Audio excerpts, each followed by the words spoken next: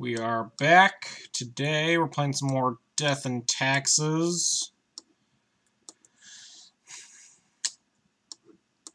So, again, I keep saying this like every time I start and or end my streams, but like, this list is close, but not quite.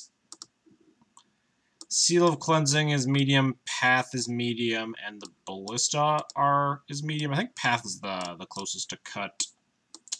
I don't even know what I want to be teching for. I want to hedge a little bit more towards the combo decks, especially Sneak and Show, right now. And that's kind of why I'm playing the Seal over something like a Disenchant. But I kind of wanted like a Aethersworn Canonist or another Chalice. If I want to hedge towards Sneak, it would be an Aethersworn Canonist.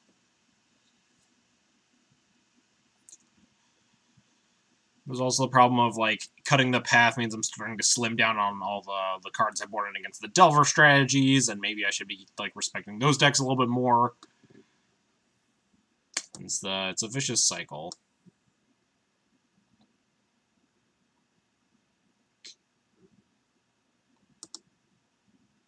Could swap the Seal for an Aethersworn, but I do vaguely like the Disenchant effect. Might just, like, keep being indecisive and just run back this exact list.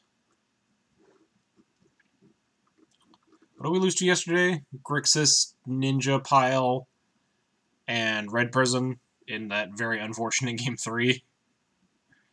And then during the challenge, I lost to Miracles, Red Prison again, which I'm never able to beat after I started shit-talking it a bunch.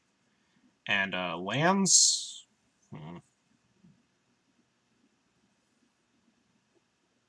I just want to test more against Delver decks, really, is my thing, and we have not really been queuing into those. Specifically, like blue-red and blue-white. Blue-white, either Delver or normal Stoneblade. Those are the decks that I'm most concerned about, honestly. I don't think the blue-red Delver match is bad. In fact, I think it's one of the best Delver matchups for Death and Taxes. So I'm not overly concerned there, but, like, a lot of my sideboard and, like, mainboard choices have been towards these Stoneblade decks that I just, like, haven't been running into. So I don't really know how I should feel about them.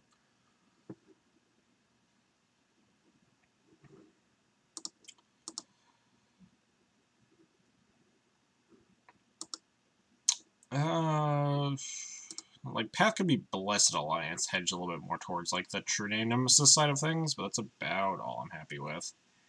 Change your deck to better deal with combo so we can queue into Fair decks. I mean, yeah, that's always the thing, right? Oh, I'll play the third Chalice and the Aethersworn Canonist to my deck, and then we play, we run immediately into a bunch of, like, Delver decks. Grixis. 2 Grixis decks? Lands, Nickfit, Maverick. Ugh. What did we play yesterday? Did we play against any combo yesterday? What's up, Night Stalker Banter? What did we play yesterday? Grixis Ninja's Pile, Mono Blue Delver, Red Prison. What else did we? What was our other 2 rounds yesterday?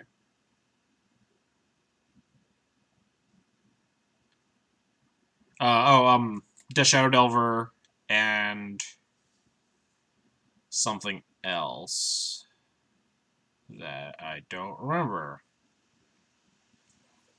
But it is mostly fair. I do think that things are trending towards the fair decks again.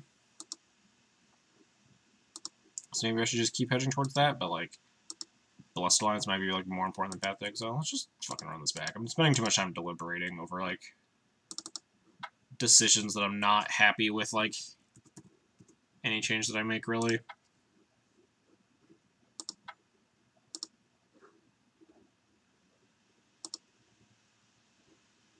Nice Patrick here, I don't know. He usually shows up eventually.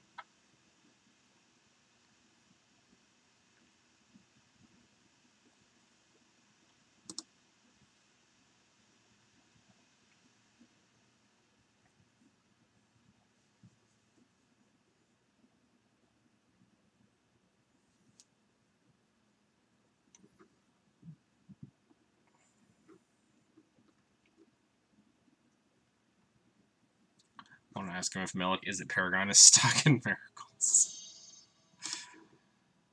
I'm not here, and the stream is a lie.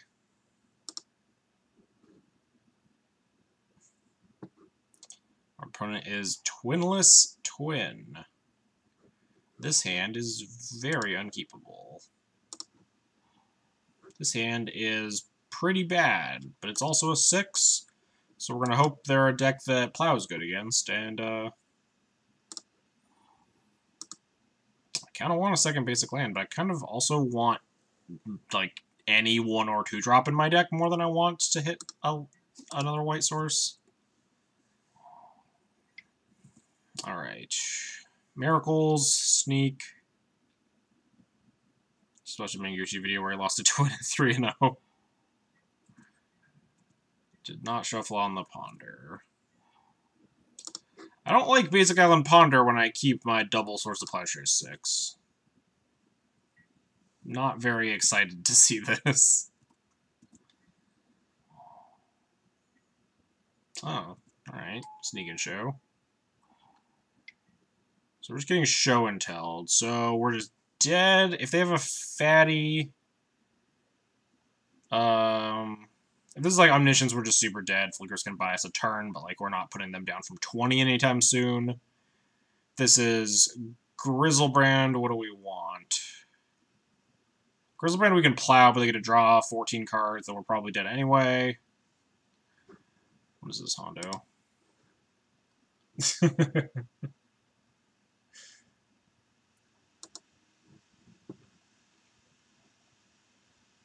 I don't think like this is worth a lot of deliberation here. We could like recruit up a Thalia.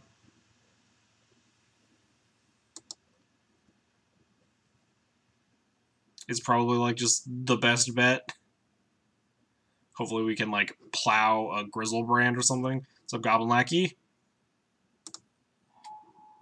Just Omniscience. Cool.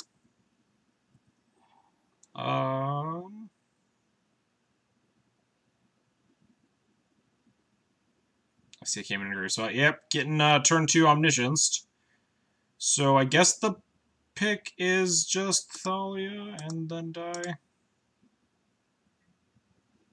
Second Omniscience, solid. Yeah, we're not dead yet.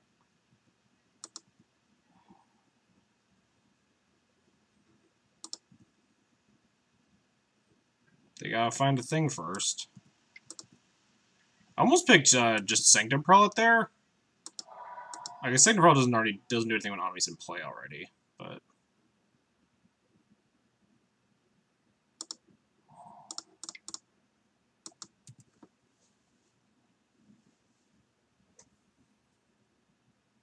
Thalia then die should be the mantra of the Discord. Yeah, Force of Will, sure, whatever. Yeah, Prelate on 1 is probably reasonable. Alright, well, I guess I'm Flicker Wisping my Recruiter, gonna go get a Prelate or something. 8s and 15. We can't turn off 8s or 15s with Prelate either. Unfortunately.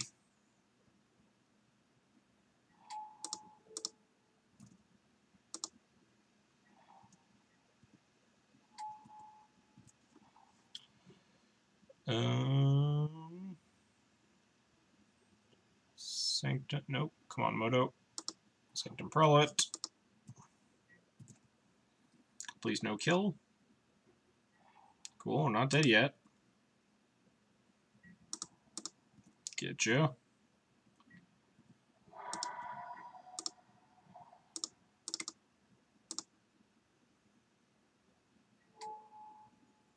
Turn off all my Swords to Plowshares that are super useful right now. Alright. Send the team.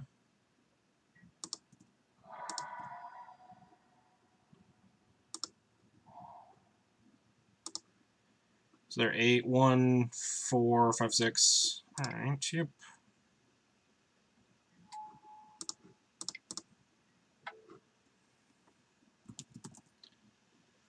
Guess we do we name Sneak Attack or Grizzlebrand?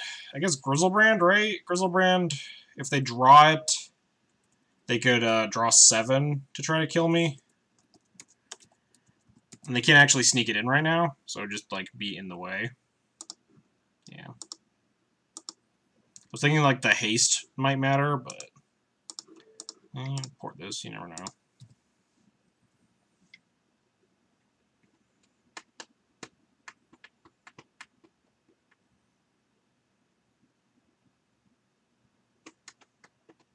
Hey, we did it! Look at that. Take that, 2 omnisciences. That's why you got splash for Magus of the Detention Sphere.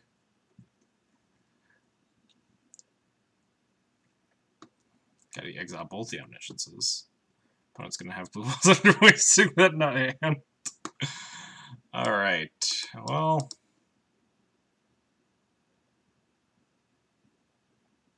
How do I. God, I'm like drawing a blank here on sideboarding. Bring in these things, stare at Cataclysm before ultimately not bringing it in. Cut, cut, cut. Yeah, this is the easy swap here, and then I like look at these Cataclysms and look at my main deck, and then decide that like maybe I want Cataclysm over like a Stoneforge Mystic or like a Mother of Runes or something. But I don't think so. I think Cataclysm's like an okay filler card if you have more bad cards in your main deck than in your than good cards in your sideboard. I think when you have like an easy 7-ish cards to bring out and 7 other better cards to bring in, you don't really need it. Sorry, Cataclysm and ultimately not bringing in was called last stream as well. Yeah, I think that's what I've been doing. It's just like I try to think about it every time since Envelton wrote his article about it. Cataclysm would have killed Omni and Sneak that game. Wow, busted.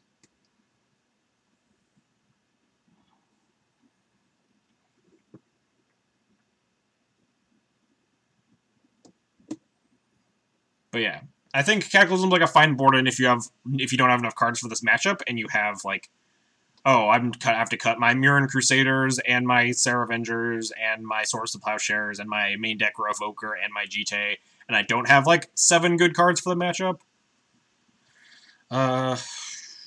This hand seems pretty bad. Having a sweeper that blanks Mom makes me not love her. My big thing on Mom is that, A, they're not always on Cosmic's Return. A lot of the time they are just on Pyroclasms and Abrades. And B, the main thing that Mom is trying to protect is Sanctum Prelate, and Sanctum Prelate already protects itself from Cosmic's Return. You're on for the end of my stream today. There's a clip involving Donkey. Oh yeah, I caught the back end of your stream today, Lackey. The top decking, or the ringleadering into Pile Driver, and then the, whatever, that Minister of Pain or whatever. That was pretty sweet. Seems pretty weak. Double Croc, this is obviously awkward. It's strong if they like don't go for the Omni plan, but like I don't think a lot of Sneak and Chill players are supposed to be not be going for the Omni plan, regardless of what previous data may indicate. I think we just want like Thalia, Recruiter, and stuff more.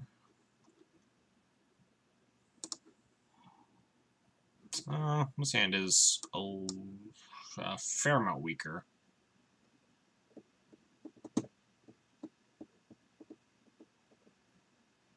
I think I might keep this, though. I don't want this many Flicker Wisps.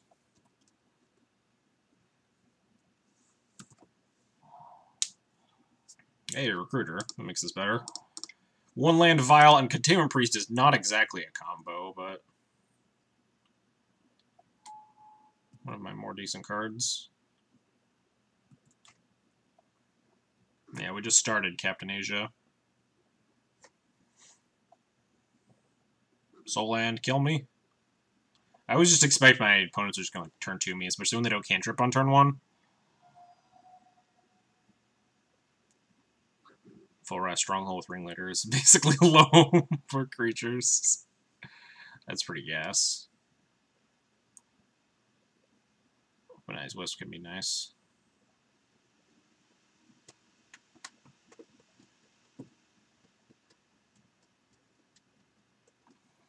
Yeah, sometimes you can like chain wisps, especially with like a vial in place so they can't counter any. You can like wisp out their omniscience on your turn, you wisp your wisp out their omniscience again, and like beat them down. I don't really think that's my game plan, especially on the draw. It'll take just a really long time to get to that point. I think like 2 wisps is probably enough. Really want to hit a land drop here.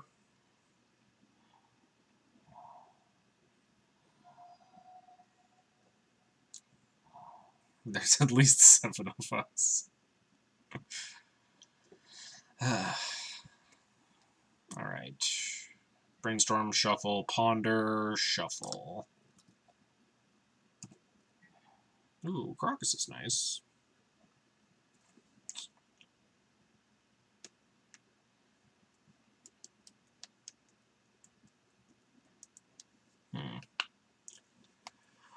So I could leave up...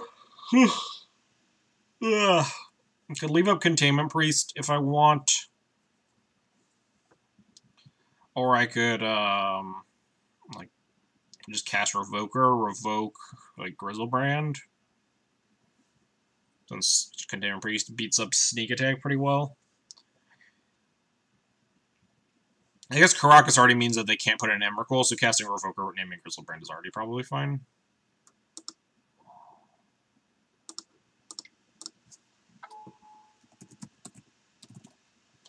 We don't really want this Containment Priest in play if we can help it, because this Vial seems pretty important.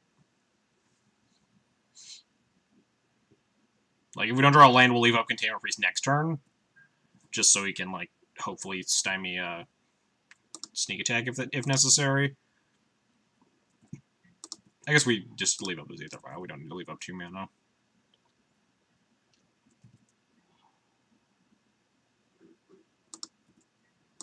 Go get him.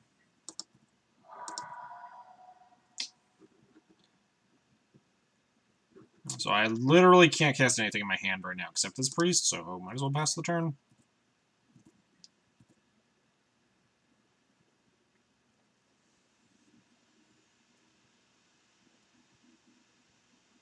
My hope is, like, red land, Sneak Attack, Lotus Petal, activate. And we just get them.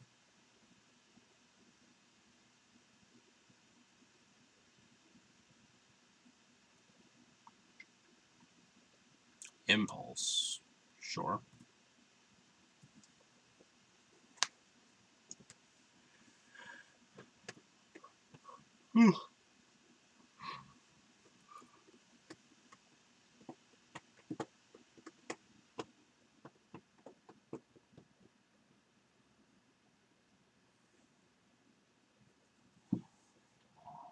Volcanic. Alright. We're not going to put in this Containment Priest. Like I mentioned, our Vial on 3 seems pretty important here.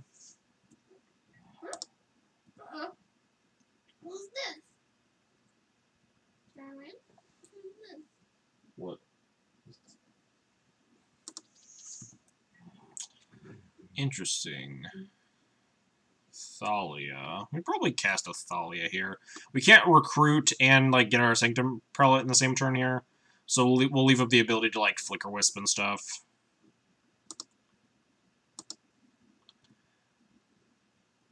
If I cast Thalia, we are weaker to getting sneaked, but not by much, because we have access to these Flicker Wisps. We'd even, like, Flicker out the creature, untap, Containment Priest, or, like, Flicker out the creature again, and then Containment Priest it away. So I don't hate just jamming Thalia here.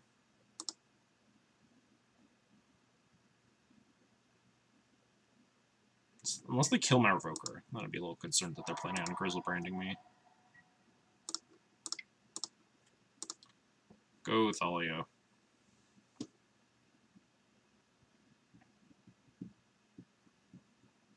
I gotta do a Goblin stream sometime. You can flicker one of their lands into turn, right? I can! I don't think I want to.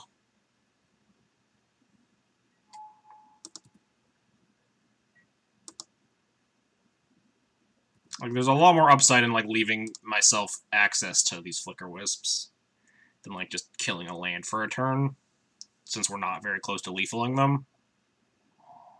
And they don't seem to be having any mana troubles. See, if this is, like, Sneak Attack, this is Pyroclasm. That's fine. Yeah, I don't really care about this. How many plows are you leaving in? I'll answer that question if I ever play against it, Luminil. I've never played against it, and I don't expect it to be, like, a legacy mainstay.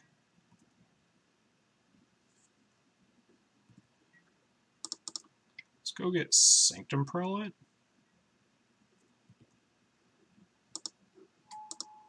We have access to Containment Priest, which turns off Sneak Attack, and Sanctum Prelate will turn off. Sanctum Prelate will turn off Show and Tell.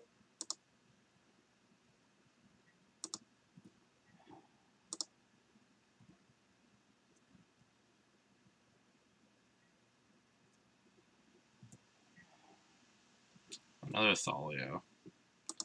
I don't think I'm casting this Thalia.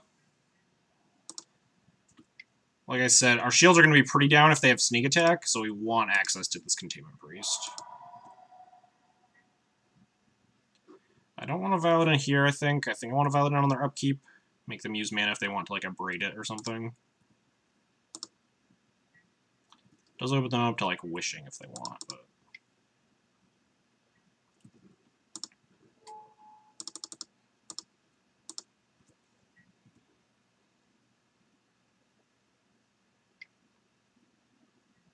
Yeah, this is just Sneak Attack. They needed Force here to kill me. Actually, no, we just have Caracas. We don't even need to cast. They could have a land drop, though. Actually, if they have a land drop, then this is bad for my Containment Priest, too, because they can just activate again. I should have flashed in Containment Priest in response to the Sneak Attack. Whoops.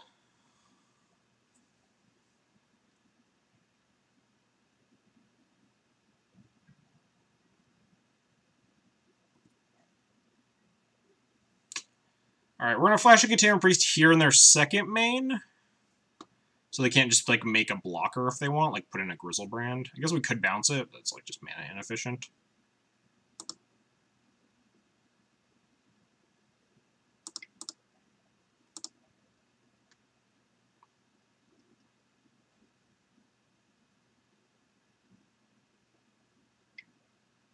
Brainstorm, sure. Probably just, like, trying to find a Force.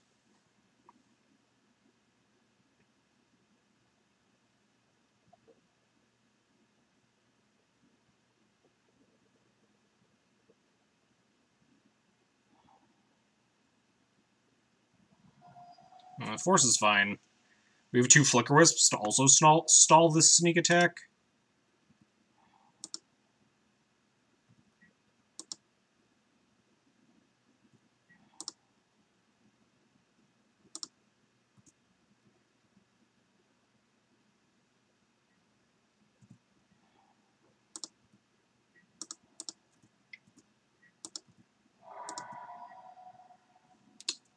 So we can cast our Thalia Flicker Wisp with the Sneak Attack, and that makes 4, 5, 6, 7, 8. Not quite enough for lethal, but close.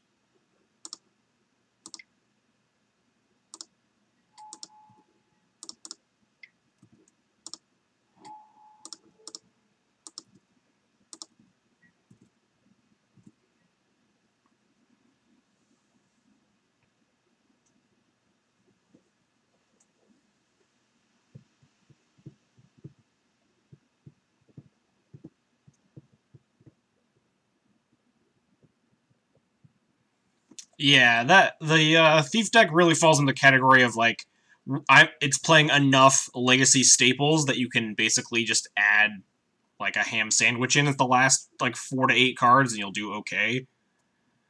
Similar to the Grixis Ninjas deck we played against yesterday. Like, if you stuff your Legacy deck full of enough, like, playable cards, then you'll probably be fine. You can even afford to play a couple, like, less than playables.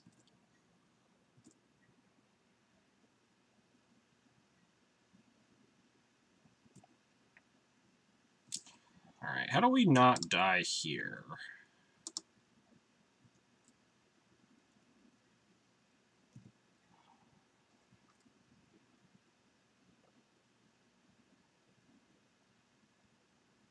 Yeah. I'm referring just specifically to, like, the Grixis Ninjas nonsense we played against yesterday, not the Blue-Black Ninjas, which is, like, a slightly different and, I think, more cohesive deck.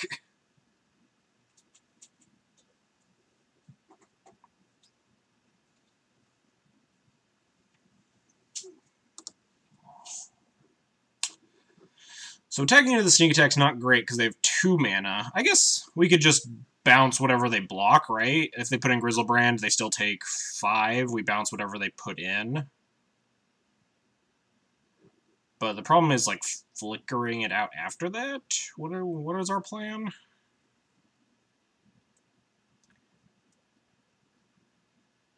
They put in, like, 2 things. It's kind of bad for me, but more or less fine. Problem is, when am I going to flicker the sneak attack, if ever? Because they can always put in... If I flicker it on the end step, they can just flicker their thing. Just look at whatever they put in. If they put in Grizzle, then they just, like, get to keep a Grizzle brand, right? Don't really want that. Swing, bounce, creature, flicker, whatever they make at the beginning of combat. That's basically my plan, is just hold this other Flicker Wisp. Attack with everything. They block a thing, I bounce it. Their turn, they put in one thing, and I flicker it. If they put in Grizzle and Emrakul, we can just flicker the Emrakul and maybe kill through Grizzlebrand. I'm not sure. Yeah, they have 2 red mana, so it's a little bit more awkward.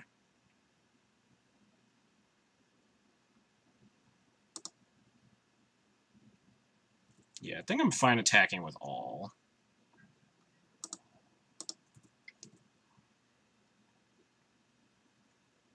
They put in 2 things, it's kind of whatever, because they have to, like, lose one of them.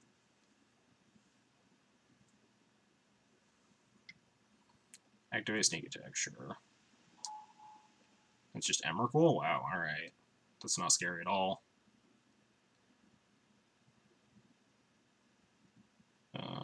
Yeah, go to blocks.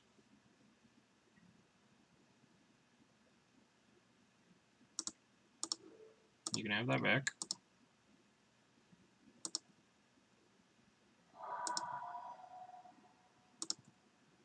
Yeah, now they're just super dead.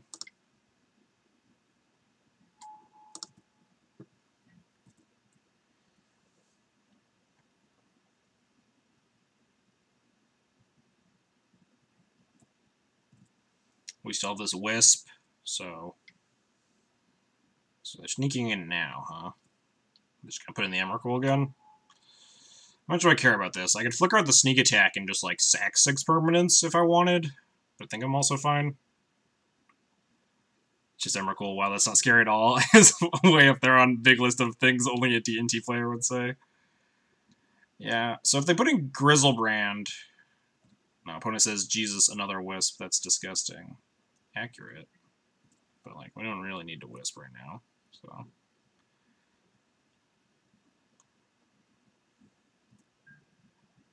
Let me just, like, not sack 6 permanents, though.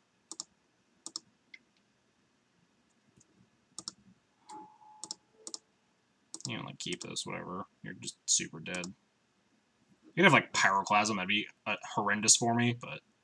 Yeah, they're just dead. Maybe the right play is just, like, take the hit, sack, like, 1, 2, 3, 4, 5, 6. Play her on, like, Pyroclasm and just, like, Violence, Flicker, so end step. That's probably, like, more correct. If they had a second Pyroclasm, we're just horrendously dead.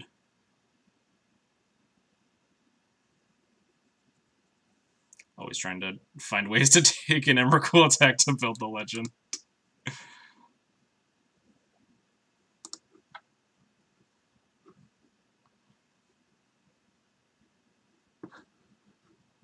Yeah, my opponent turned 2 Omniscience me game 1, so I don't know. That's also pretty disgusting. From my side of things. We did still win, but that's not my problem.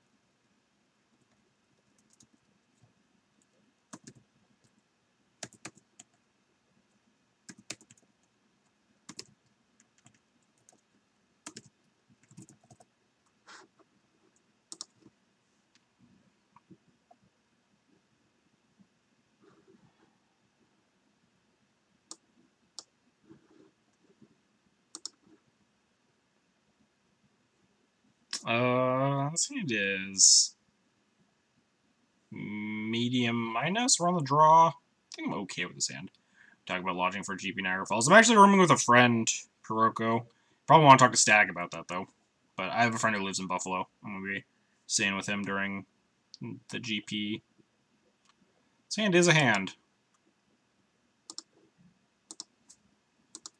This hand beats Murph. This hand beats, this hand's good against the mirror. I'll take it.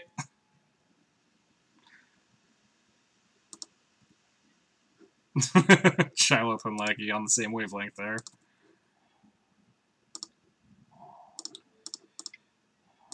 Plow your mom. Play double mom next turn.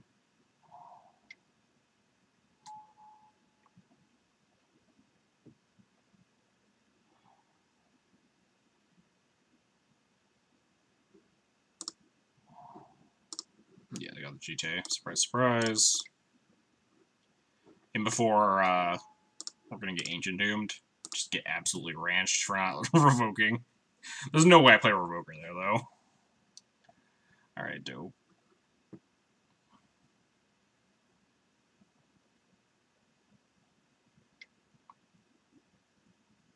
Flicker Wisp there, Stoneforge.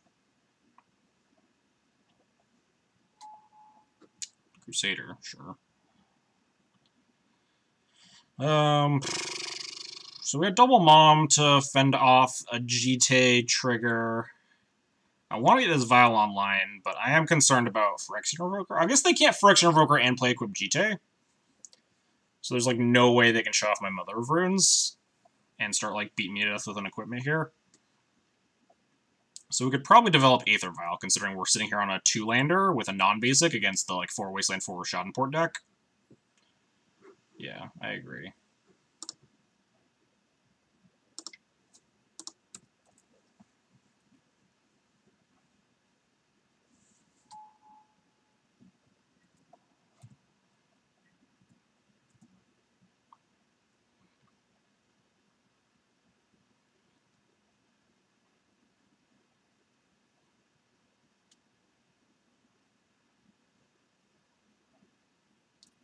Yeah, what kind of jerk plays 4 Wastelands and 4 Ports in their deck? Oh, yep, see? Happy we did not cast a... I guess we would have just played the Vial anyway, but... Definitely want to get this Vial up as soon as possible.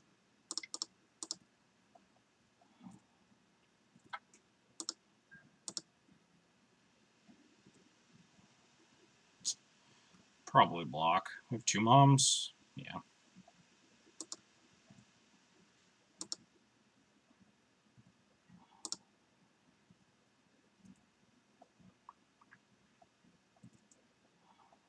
Hey, look at that. Still just end up revoking the Sumazawa's GTA.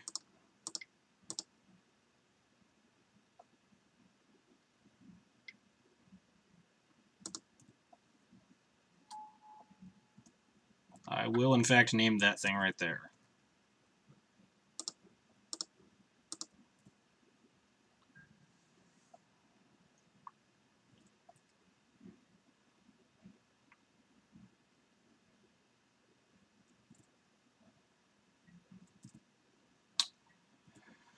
Alright.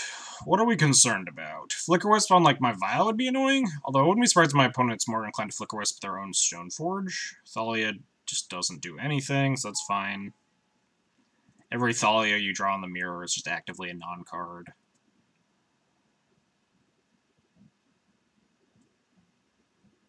This Vial ticks up ever closer to me ending the game with my very good rest of my hand. Developing Aether Vial is probably more important than porting them.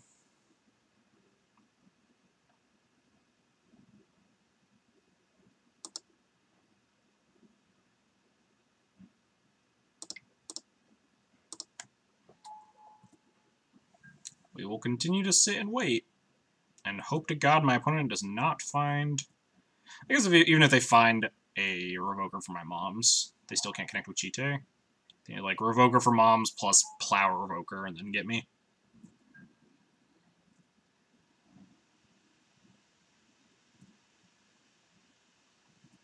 Alright, now these Vials are on... One of these Vials is on 3 now, which is very, very good.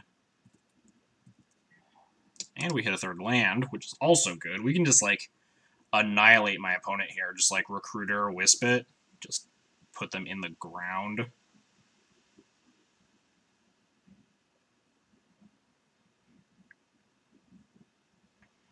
What did I even recruit for? We don't have Ballista in the deck. We can find Stoneforge and put it on the Vial on 2 next turn.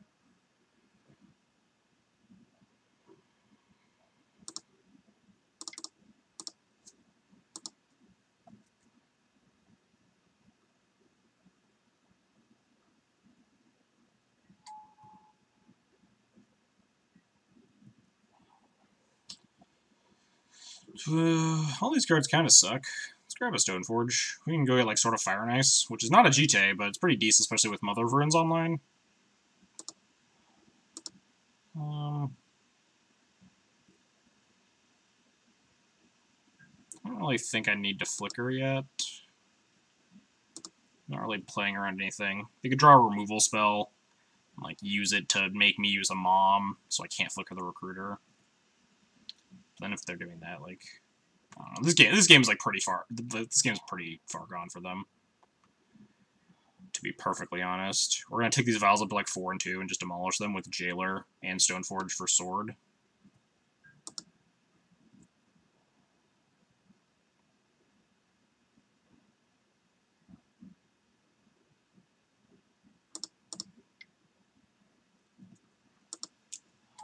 Do I even want to take this Vial up? I kind of want to just keep this Vial on 3 and just go get Infinity Flicker Wisps. Okay, yeah, they just concede. Cool, we did it.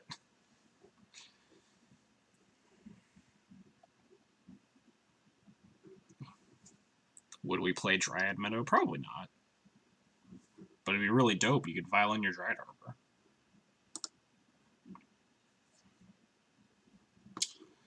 Anyway, Ballista's great. I think we're only bringing in one path with, like, this sideboard configuration, because we had, like, too many other cards. Let me see if that's correct. We're cutting the Prelate and all the Thalias and one other card? Did I, like, shave a Caracas or something? I forget. I think I did shave a Caracas.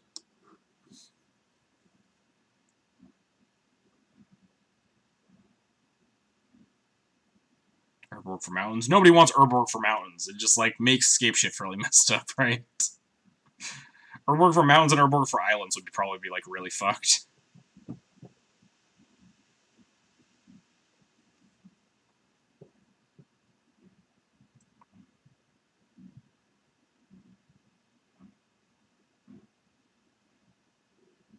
Blood Moon for points.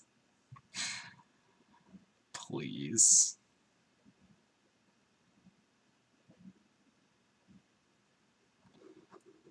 Anyway, yeah, I think this is...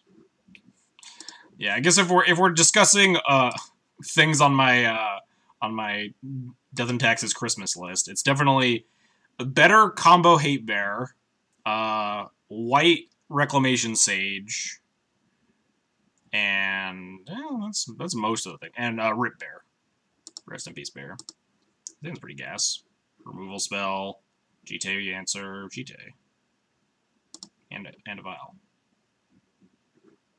Kadena Priest is barely a Sneak and Show Hate Bear anymore, Chyleth. I want a Kadena Priest that also fucks with Omniscience Emrakul.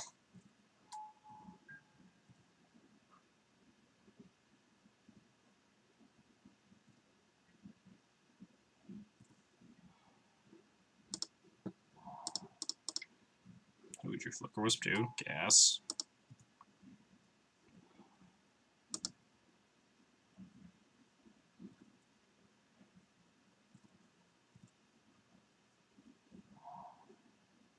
It's kind of sad that the Hate Bear deck is lacking in Hate Bears that matter somehow. Honestly, fair. I'm not going to be playing in Cincy H. Rollins. I'm going to, well, the MTGO Legacy playoffs are on Cincy weekend, and B, I've mostly budgeted my big Magic trip to going to GP Niagara Falls the next month.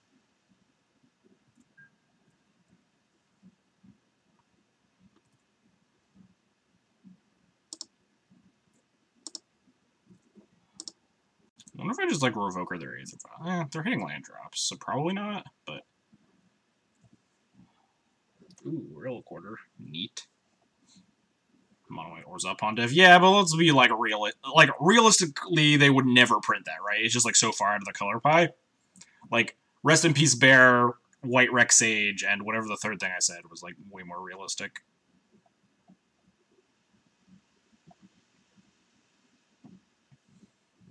Anyway, maybe we do just revoke these Vials. Opponent is ahead on the Vial game. We have Holy Light. Holy Light is from the Dark 9 billion years ago. Back when the color pie wasn't really a thing. Yeah. Disenchant is only modern legal because it was time-shifted. Anyway, I don't hate Revoke Rain, especially now that we drew Relic Order. Don't hate just Revoke Rain these vials. I should not be, like, pissing my time away in this matchup. The D&T matchup can, like, take a million years sometimes if you don't, like, kill them by turn 6. There's a chance I didn't want to do this, because I only have 3 lands, and, like, 2 of them are pretty easily attackable.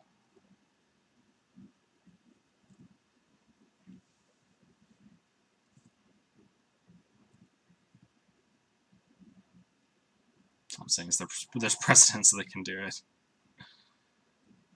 Recruiter. Sure. What are they going to recruit for here, I wonder?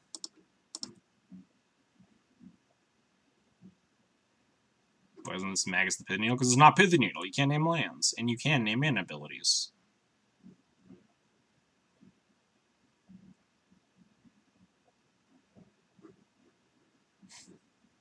They printed another 3-ball. You just like get to play 8 3-balls in your deck. 3-ball's the worst effect in Magic. Maybe. It's close. Alright. What am I doing here? I'm definitely leaving up my Sword Supply shares is what I'm doing. Seal Cleanse looks neat. I think I'm just going to Stoneforge for GT and leave up Plow.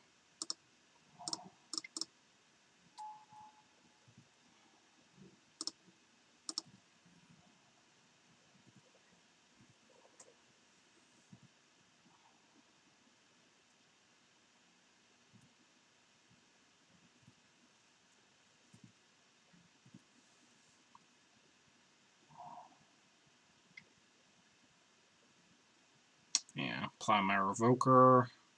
Should I plow the Recruiter now? Because we know they have Flicker Wisps.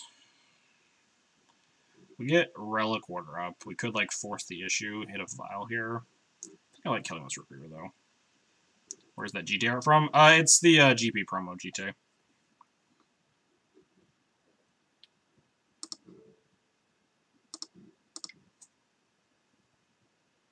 Vial Stoneforge cast GT. Because we've turned off the Vials with our Revoker.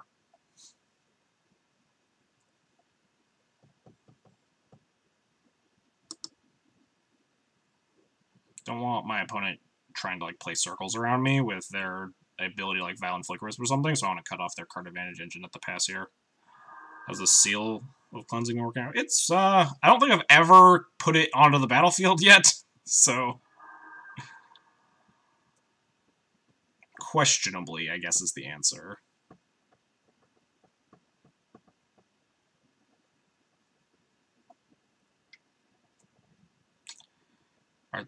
What are they going to... I guess they're going to show Rogue GT, right?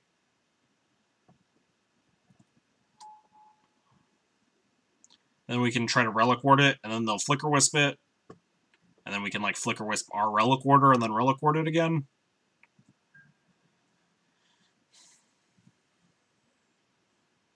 So I want to Relic Ward it here. So it would come back in. Alternatively, I could, like, try to find the 4th land. Go to end step, hit it. I'll lead with Seal. I want to be kind of doing other things with my mana next turn.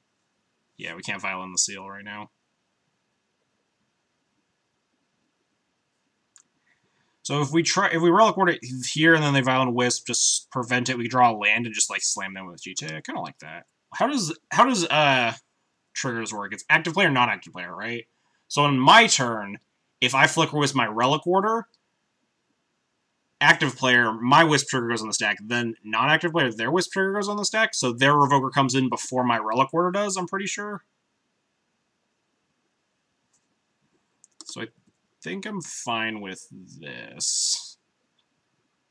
I'm not super familiar with my... Oh yeah, we can't actually get our GT thing online. Forgot about that.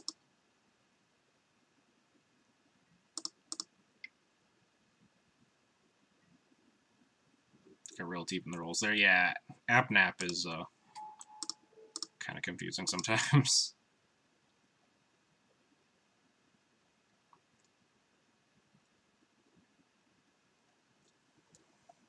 But we'll just be able to untap, leave up our Stoneforge activation, and we'll have a Violin. We'll probably like just Violin Relic Order kill this Revoker right now. What if they just let it die? Interesting. Just saving their Wisp for something else.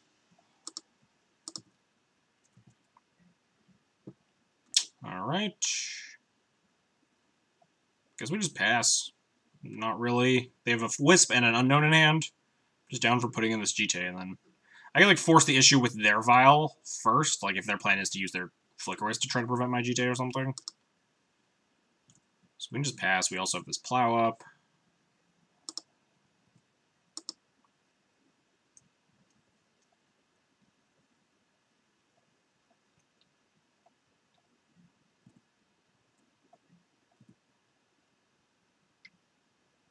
Tabernacle on MTGO and your crunch for time is maybe the worst. Yeah, I hate Tabernacle on MTGO. It is so garbage. So this resolves. This is just going to be a Wisp. Probably. Like Wisp my Vial? I feel like they should have done that before I untapped, right?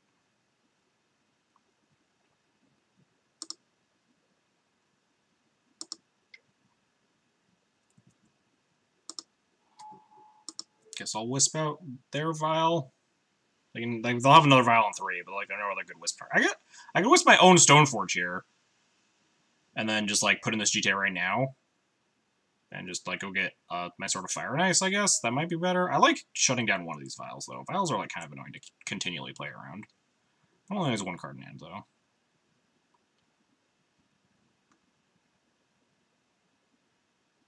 I don't like exposing my GTA to, like, removal. We can also, like, just seal the other Vial if we want.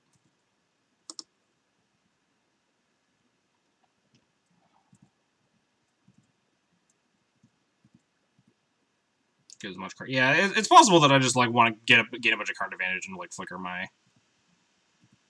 Stoneforge instead.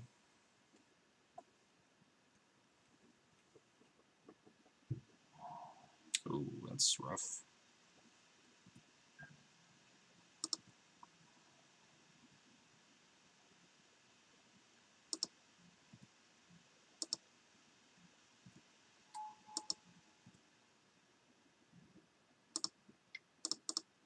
So I'm going to wasteland my port, and we need to find another land. Although if we do, it's very hard for them to win. We got Plow and Mom here. So we're pretty okay.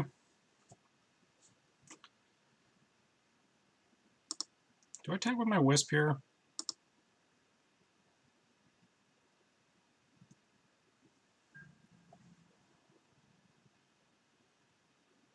Probably.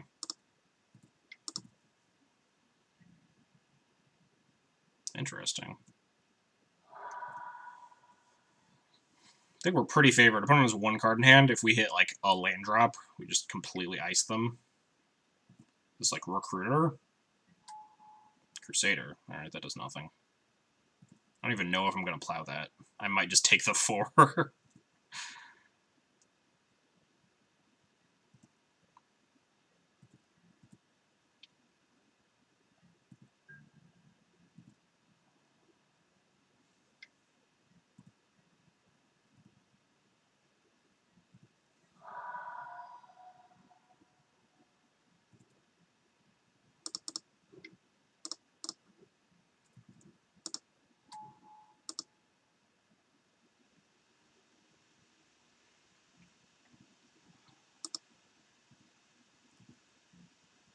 No lands still is moderately annoying, but you know, more moms ain't bad.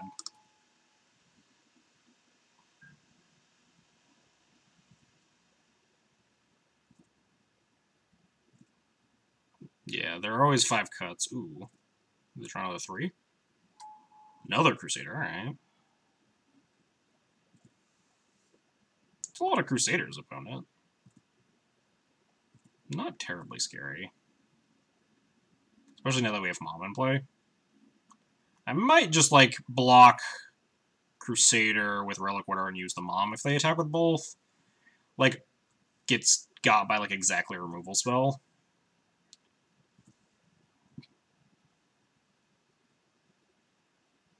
But even then, like, we can kill the Revoker with the Plow later. And we'll have 2 Moms online. Yeah, they don't even do it. So we're down a Wisp. I think I'm supposed to leave my Vials on 2. No, we did cut 4 Thalias. So we have, like, 9 2s and a decent number of 3s still. I think maybe I do want to take this up to 3. Hey, look at that. Now we just get to win.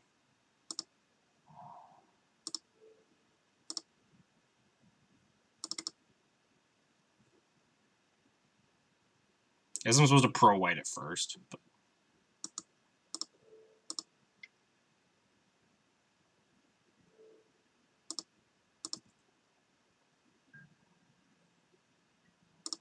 Get him.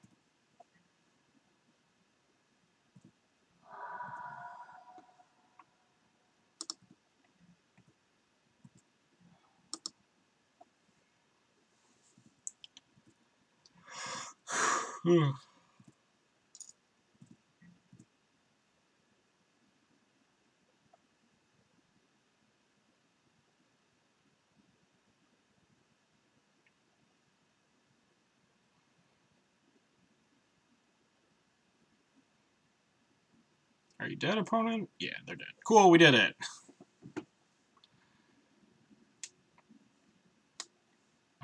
They seemed pretty far behind there. Pretty game for that.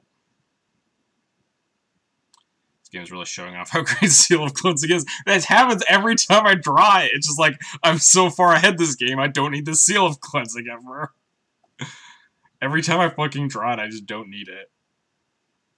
What's your favorite Taxes variant in Modern? I really like Black-White Eldrazi Taxes when I was playing Modern more. But I also like Spyro Space's Thalia Stompy deck, which is like basically a Taxes deck. I was really bad at it because I am really bad at Stompy decks. I just have like a really bad drawing gas luck, but the deck's really sweet. Yeah, drawing in a bunch of Mirror Crusaders was really bad. I'm happy that my like D&T sideboarding map looks good enough that like we don't even board in the second path because the rest of our cards are like good enough. I would definitely be like cutting Mirror Crusaders for paths.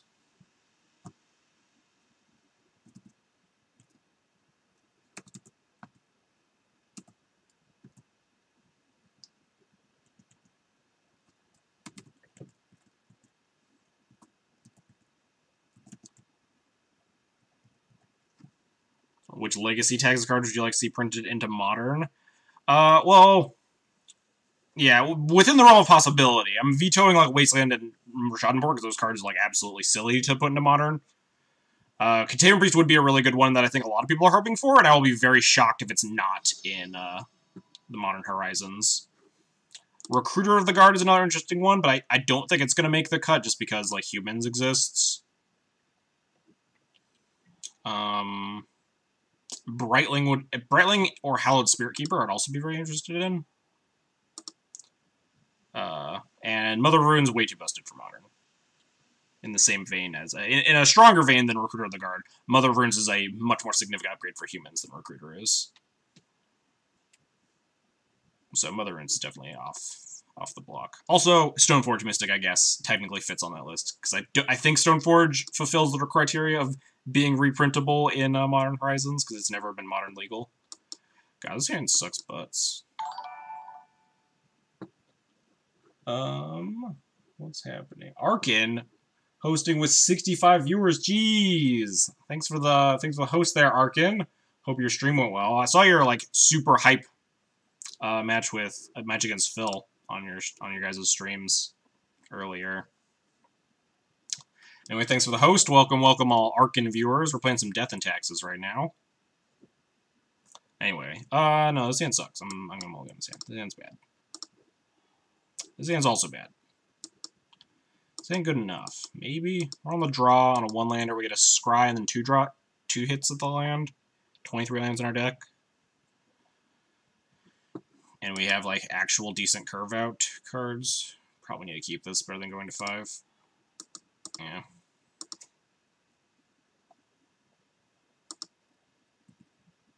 Problem with a lot of the Texas creatures is that they're better than humans. Yeah, exactly. Thoughtseize, huh? What are we up against?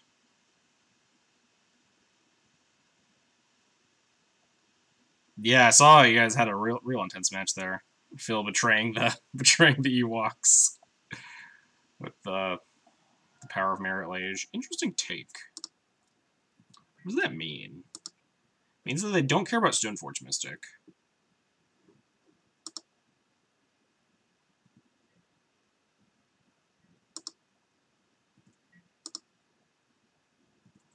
My thoughts are Storm or Reanimator, right?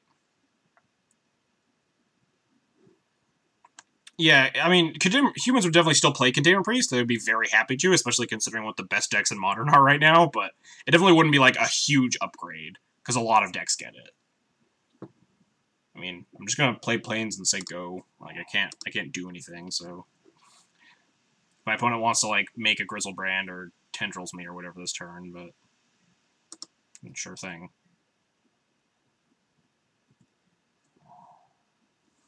Polluted Delta. Still could be either more likely red-black now, I think? Yeah, red-black, okay. Looks like we're just getting reanimated here. Or animate dead Grizzle daddied. Man, if only they had Exhume, just get them. They obviously wouldn't have thought seized my Revoker if they had Exhume, but... Alright, we're pretty dead.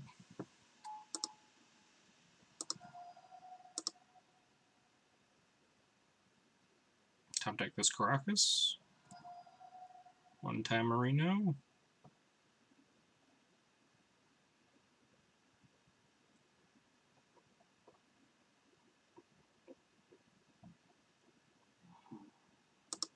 Goodbye, second Revoker. No point in, like, conceding early here. They've already thought seized me. They know what I'm on.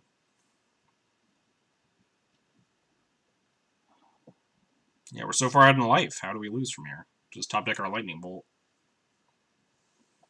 Fortunately, Sunlance does not go face. Alright, that one feels unnecessary. But I mean, I guess if they're discarding to hand size, it's fine. Just take all my castables here.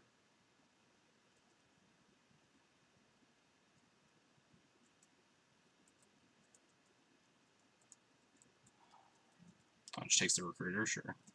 No respect for the Stoneforge Mystic, I see. I see you. Discard a bunch of Reanimator targets. Draw a real good Sarah Avenger here. Maybe it is just worth conceding.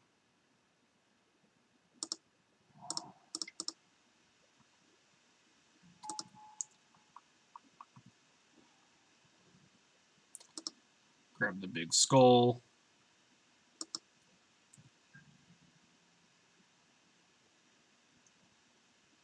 No respect for the card we poured out of our deck entirely. Yeah, I mean, like, this game doesn't matter. The way we win is that all the other 11 Reanimator cards or Reanimation cards are at the bottom of their deck. Oh, this does not look like the thing that I just said. This, in fact, looks like they're going to make a Chancellor and a Tidespout Tyrant.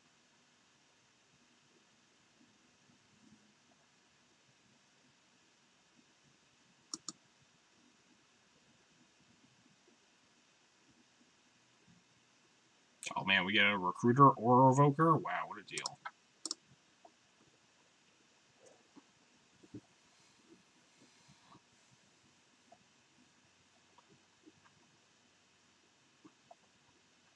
Very bad matchup game 1. Much better matchup game 2 and 3. Bring in this chunk, although... Don't know if Seal of Cleansing is actually correct here. We cut Avengers, Stoneforge package. Got like 2 moms, something like that. Seal hits like exactly animate deads, which I kind of hate. Recruiter or Leonor Relic Ward is a little bit better because A, it has power and toughness, and B, you can recruit it.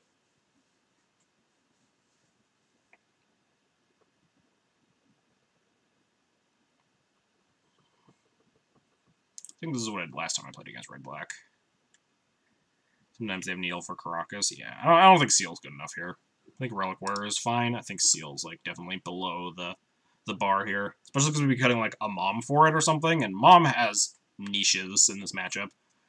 Sometimes you just need to like brick wall their single reanimation threat, and you like brick wall it with a Mom and a Flicker Wisp or something. Seal cannot be correct boarded. Yeah, I agree. I would love to play first. I also feel like I would love to not keep this hand. This hand is, like, feasible on the play, because we have Caracas, we have Revoker for Grizzle... Like, Caracas plus Revoker for the Grizzlebrand means that they can't just, like, explode me unless they explode me on turn 1. Or playing Seal when we could build playing Disenchant. Mostly the Sneak and Show matchup, Captain QC.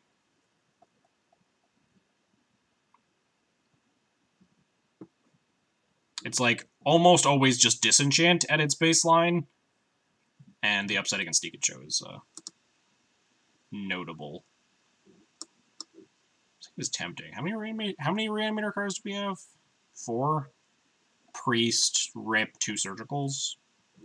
This is okay if we don't get turn 1. We've, like... I like, mostly hate this hand. I think we have better mulligans. That is a better mulligan. It's worse against... Actually, it's about as bad against Thoughtseize, but that's my life. Recruiter gets a lot worse because the Katam Priest is already in our hand, so we can just bottom this, hopefully find other stuff. And then none of our decisions matter and we'll get turn 1. So yeah, the argument for Seal isn't generally you put it in off the Sneak and Show and you pop the Omniscience with it, because they have priority and they can obviously cast Emrakul in that time frame. The main argument of Seal is that you don't have to leave up mana every turn for the rest of the game. You can just put it into play, and then you can just put in a creature with an ETB trigger, and then you pop the Omniscience in response there. And they can't, like, free Force of Will or whatever your Disenchant. If you, like, hold up Disenchant mana. Discard Grave Titan and Ellistorm. Please don't kill me. I said please. Pretty please. Oh, thank God, they're not killing me. Go ahead. I don't have Containment Priest. Just make a Grave Titan. What could go wrong? Just do it. Just make a Grave Titan. Just exhume. Exhume that Grave Titan. Magus of the... What? Why would you board this in? I guess it, like, beats Caracas, but this thing's 3 mana. What? This does not seem like the matchup you want Magus of the Moon for. I'm sorry, opponent. You have, I think you fucked up. I could, like, kill it if I wanted to. I could, like, flash a Containment Priest Flicker with this Magus. Like, do I even care? Like, I kind of want to get on the board. They have 4 cards in hand, though. If they're able to remove Containment Priest, it gets a little awkward. We have Council's Judgment, and all they have is Grave Titan and Elish, though. I mean, I guess this resolves. All I have is Plains in play. Do I kill this? Just so I can attack? Like, I think I'm flashing in Priest. They don't even have, like, Assassin's Trophy mana or anything. I don't think I want to sit here this whole game holding up 2 mana forever. Oh, maybe that's correct. But I'm, like, not super scared of their stuff, unless they have, like, Thoughtseize and... Just putting Containment Priest, kill this fucking Magus the Moon.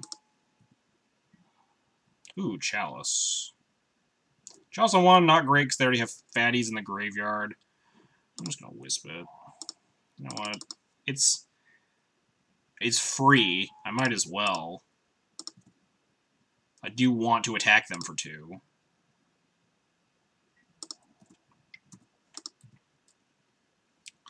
So if they, like, kill my Container Priest and then make a Grave Titan or an Elish, we have Council's Judgment. So we're not, like, super concerned. Yeah, a Braid, sure.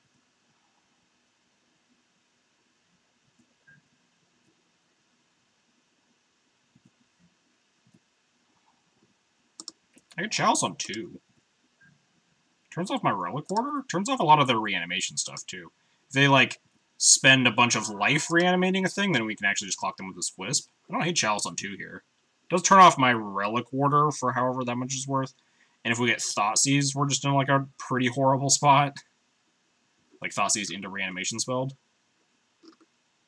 But they would need, like, actual... Yeah.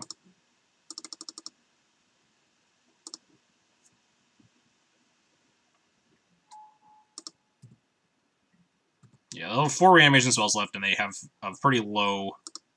they have a pretty fast clock before those are just completely turned off anyway. Hey, we could play our Aether Vial. Turns our Relic Order back online. Looting, sure. We got a Grizzlebrand.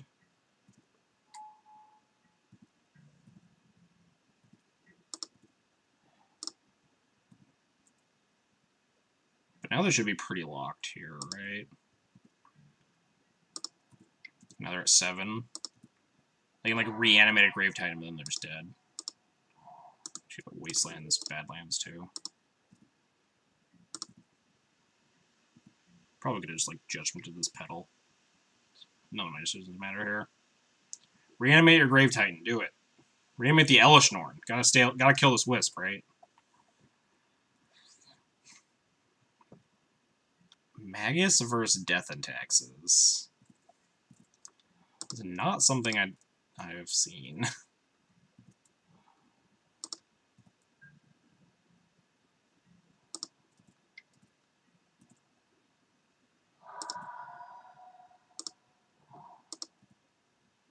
Could, like, eat this Lotus Petal, but if they have, like, Massacre, I'd rather just Violence and End Step to lethal them. It's like, they don't really have a lot of outs here. Yeah, they're just dead. Cool. Alright, game 3. Hopefully we don't lose. Game 3s are the hard ones, though. Game 1s, you lose a lot. Games 2, you win a lot. And then game 3s are the closer ones.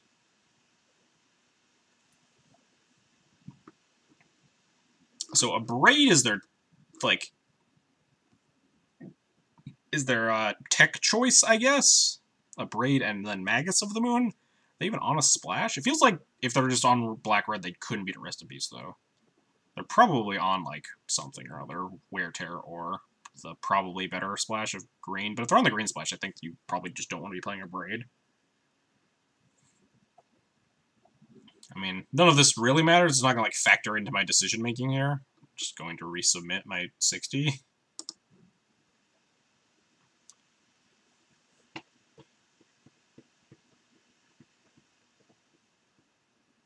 They can have Lava Man. Yeah, Lava Man's, like, never scary in this matchup, though.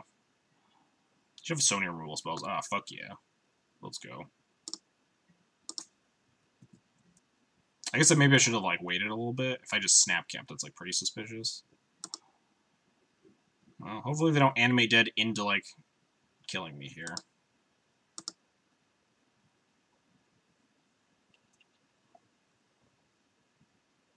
Maybe, like, turn 1 this Revoker, though. Revoke Grizzlebrand, make sure they can't, like, explode. Obviously they take Surgical. Please don't turn 1 me. It always feels bad to lose if you, like, if they have, like, the Unmask and turn 1 kill you. That's always miserable.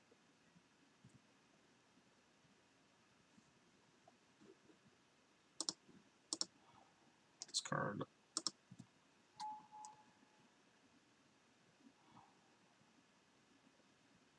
I'm ready for the eye rolling. Oh, there we go.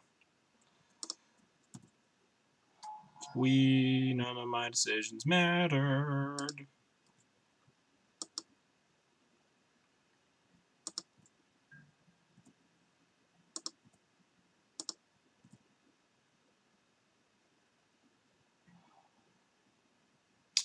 So we take damage if we revoke this Grizzlebrand. We also prevent them from drawing another 7 cards.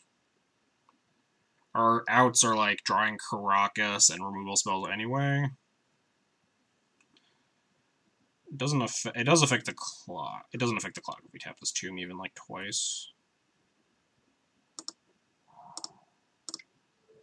So yeah, I think I need to revoke this Grizzlebrand so they can't draw more cards.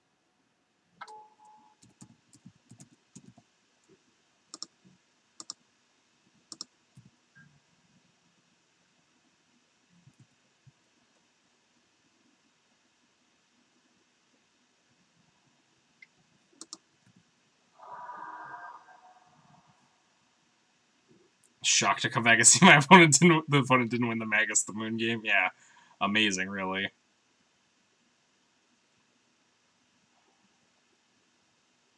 This is when they make an Inkwell Leviathan.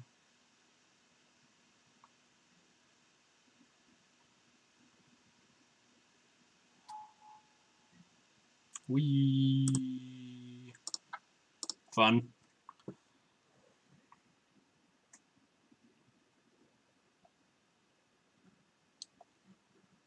Alright, so the only thing that was winning there is having both of my surgicals in my opening hand, so, you know, fun and interactive magic was had by all. They're on the blue splash.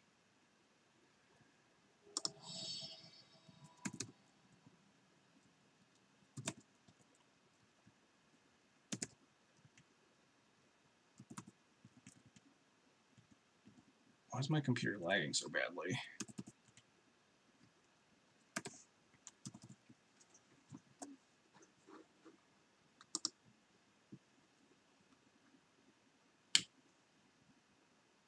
It'd be Magus of the Thorn Needle on Faithless.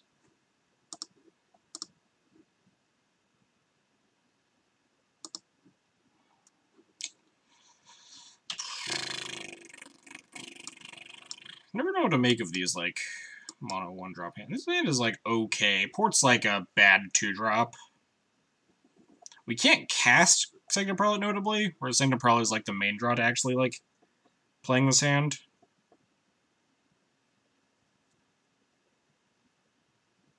I think this hand is pretty bad. Like, Belcher is 6. I don't know what the 6 pooling is. I've never played StarCraft. Yeah, I think this hand is medium minus. Like, any hand with vials and 2-drops are, like, much better. This hand is infinitely better than my 7 was.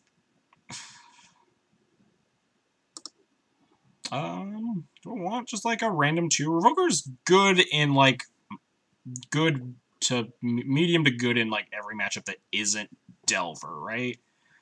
This hand does struggle a little bit against fair decks right now. We have, like, Thalia Prelate, but if my opponent just, like, leads with turn 1 Delver of Secrets, I want better interaction there. Like, we're already, like, decently set against combo. I think I pushed this to the bottom. If we're on the mirror, this just sucks butts, but that's life. I think I pushed that to the bottom.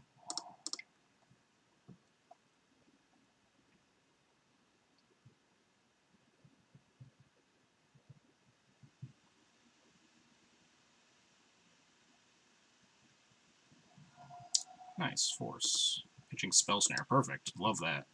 The opponent might think we're like digging for lands too. We shift to the bottom after like tanking. Oh, nice. Delver. Oh, well. Hopefully they kill the first one. Daze it or something.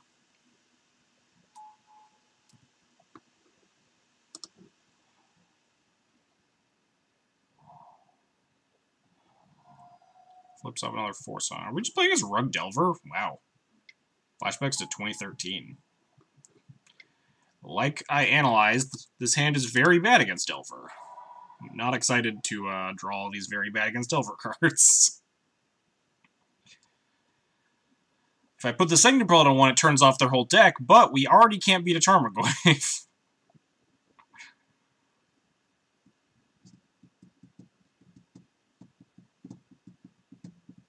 What is our plan?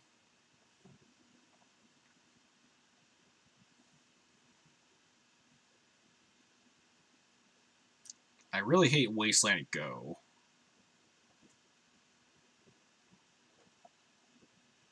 But the only things that we really want to draw are like plows and wisps and stuff. We want to be able to answer this insect operation. I think I just wasteland this trop and say go, as much as I hate it.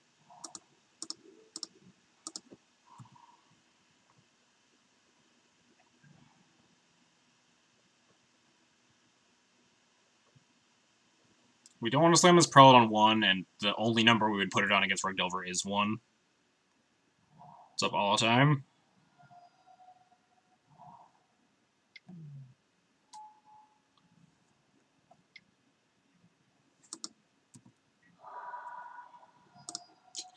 This is pretty butts.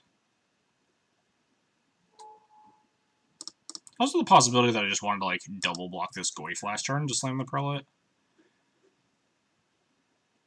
Since it's pretty hard for them to get a card type in the yard when they can't really cast anything. I also don't think we're winning this game. Double block the Goyf.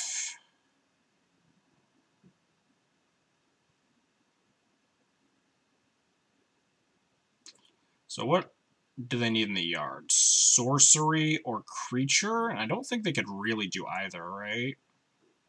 Wait, no, the creature's already in the... No, artifacts in the yard. Sorcery or creature? I don't think they can do either, so... I think I'm just trading here. Wait, hang on. Oh, wait, no, yeah, this works. Because the Thalia first strike is the only thing that first strikes down anything.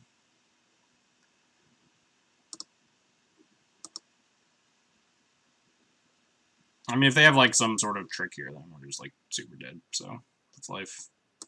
I think I did want to do this last turn instead. Yeah, they have a forest in hand, but they also only have one other card in hand.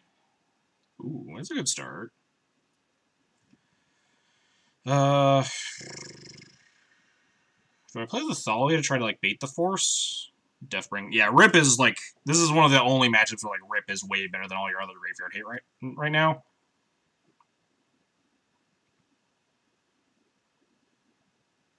Rip is great against Rug. Turns off, like, 2/3 of their threats.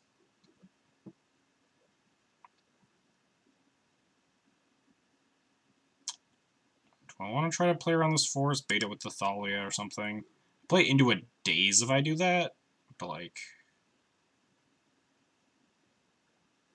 They have one blue card in, or they have like a force and like one other card.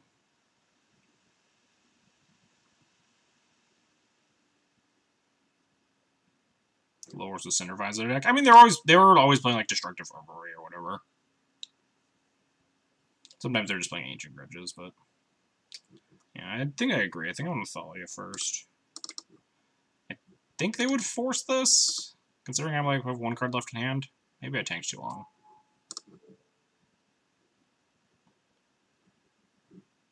I'm supposed to do this on like their upkeep or something. Hopefully I don't get like hard punished by Daze here.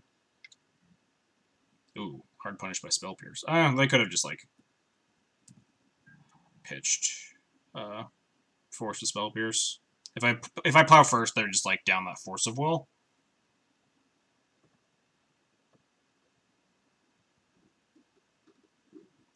So this Goose is a 3/3. They can pop the Wasteland on itself if nothing else. Yeah. They didn't need to do that right now. They could have attacked and, like, let me walk into it. Do I still block? Maybe. Going to 2. We top deck a Wisp. We Wisp. I don't think my decisions really matter.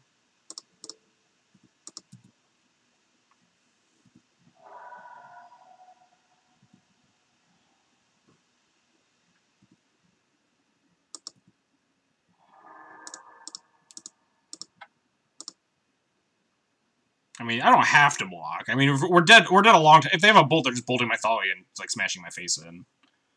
Like it does the exact same thing. Or like, if they have a bolt, we're like dead 8 ways from Sunday anyway. Like we're never beating the card Lightning Bolt in their hand at that point. Path, Judgment, and Rip are probably the only board-ins. Probably not Ballista. Cut all the Revokers because they're completely unplayable. I guess completely is harsh because now there is, what was it? Cindervines? Is that the card? You technically can turn off Cindervines now.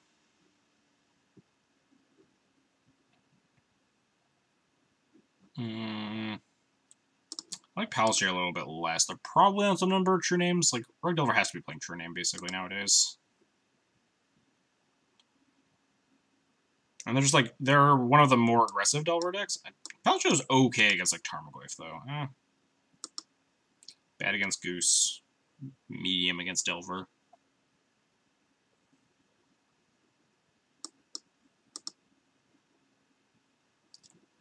These cards are all great. You could probably afford to shave, like, Crocus. This is definitely a matchup where you don't need all your lands. 4-dropper's so sketchy versus them, yeah. I think Palace Jailer is worse than it is, like, decent here. Signature Pearl is okay. Signature Pearl is usually only, like, good when you're at parity or ahead. Like, you saw that game, Signature Pearl is really weak if they just have, like, 1 or 2 creatures in play, because you don't want to put it on 1, because your plows and your paths are at a premium this matchup. But it's nice to have when you have, like, a decent board and you just want to, like, lock them out of casting any Lightning Bolts or Ponders. So, there are definitely spots for it. Like, I keep it in versus Death Shadow Delver, even though it has a very similar issue.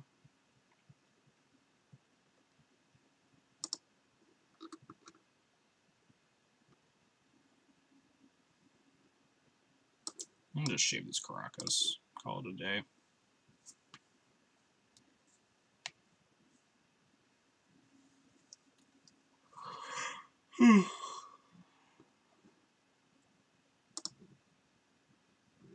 Oh, this hand's gas. Mana Down is very good against Rogue Delver. So is Mom, so is Plow.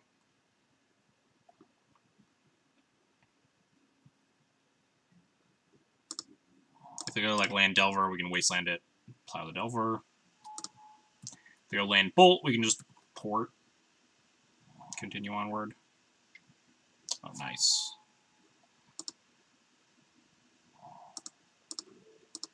Kill your thing. Kill your thing.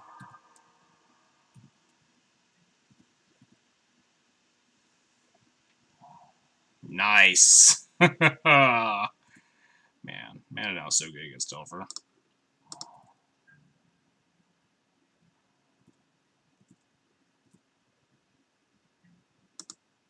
Port the shit out of this wasteland. I don't want this Tarmogoyf getting cast.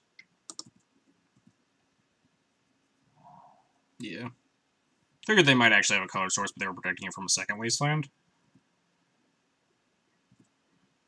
Now, we really want to find a second white source. Or just the Stoneforge Mystic. What do I want to do? I think I'm down for porting still.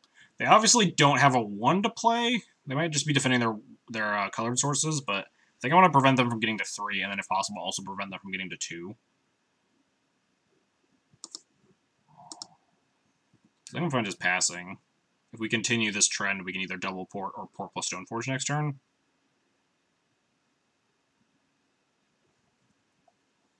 Yeah, I agree. We don't want to cast a Stoneforge and get true named or something. And if they don't have another land after this, they can't even, like, cast a Tarmogoyf or anything.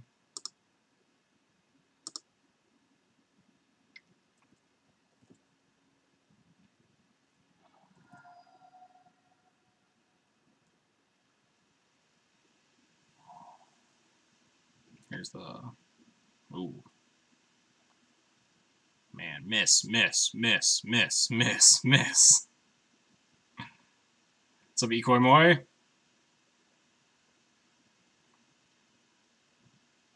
Hope to God they miss here. They never do, though. They always find the fetch land.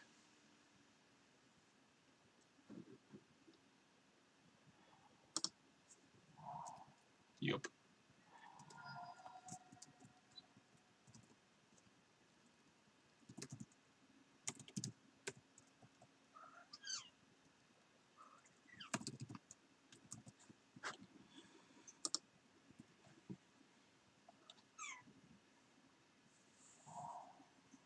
Play a Delver? Ponder, sure. So probably not. Maybe we are on the double port plan. Where's this? Where does this Ponder go? Does not shuffle. We could just double port all their colored sources and like see how that works out. We have a removal spell though. We can just like Stoneforge up a sort of Fire and Ice port once.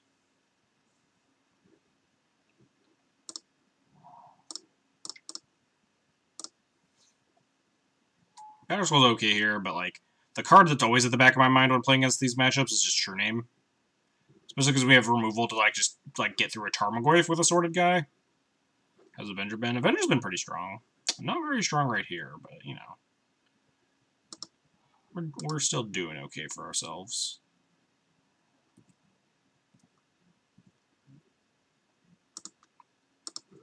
Pour their green source anyway.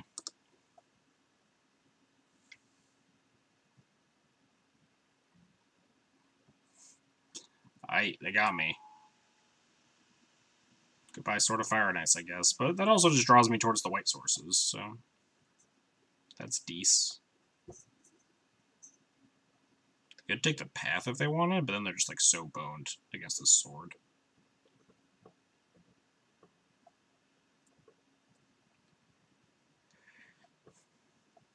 Like, they take path, we can just put in sword, equip it to Mother Runes, attack, hit them for 3, kill their friend, and like draw another card before they can untap and like Ancient Grudge it or something.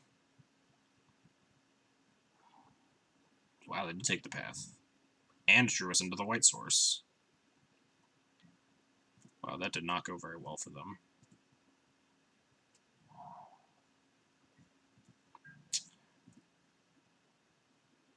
What's up, Moxall? So they could have Bolt here. And, like, use Bolt to fog my sword. Yeah, or Stifle. Unfortunately, like, anything I deployed here would, use up all my white, or use up all my white mana, except for, like, this second Mom. We could play second Mom, port again. Porting seems like it's kind of off the table, though. My opponent's hitting a lot of land drops.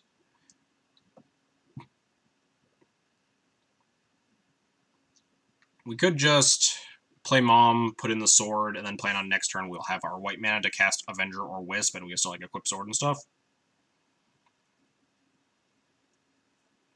I don't hate that plan.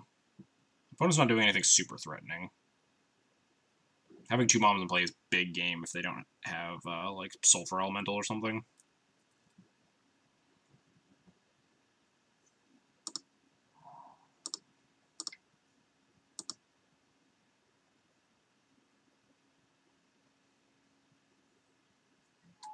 Flicker opponent's click. Give them a chance.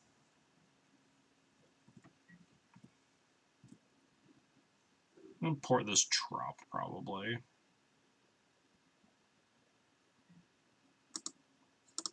Doesn't really matter what we port, they can fetch for whatever they need, but I think I'd rather them have 2 Trops in play. It's easier to manage, like, their bolts. But I guess their bolts don't really matter, right? We have 2 Moms. Got a lot of lands. Definitely adept at playing through. I need 4 mana for something? Should I be concerned? I guess I should be a little concerned. Was not playing around Umezawa's GT. I think we're still okay here.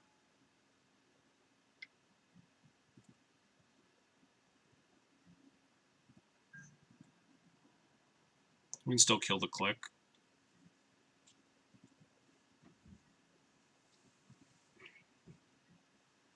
They also can't, like, GT ping down a Sarah Avenger.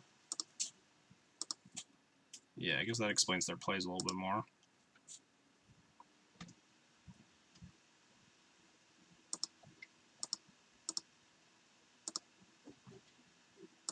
I'm putting the sword here.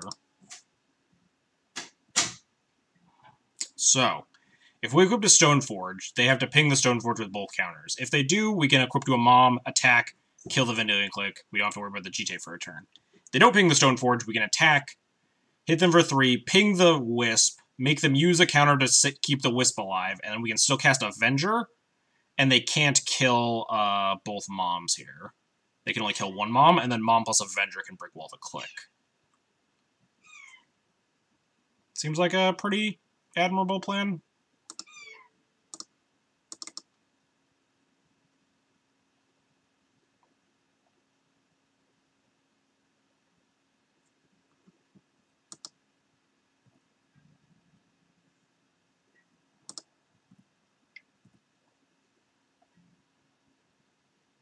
I guess we could have even, like, Flicker Wisped the GTA. Does it do anything? No, they can just pump.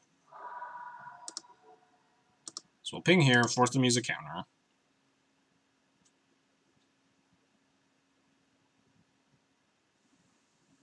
Yep.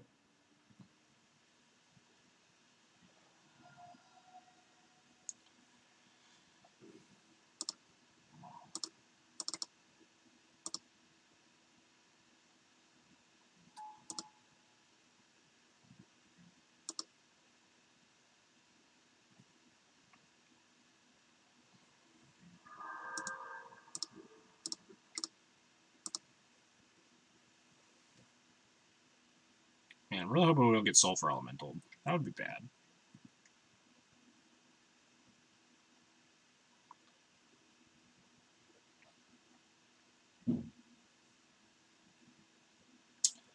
So I can just, like, pro-blue the Sarah Avenger right now?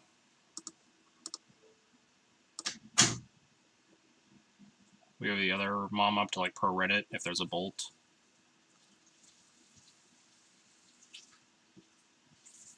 Yeah, they wanted to ping on my end step if their plan was to ping. Because I can't give it pro-click and pro-bolt in that case.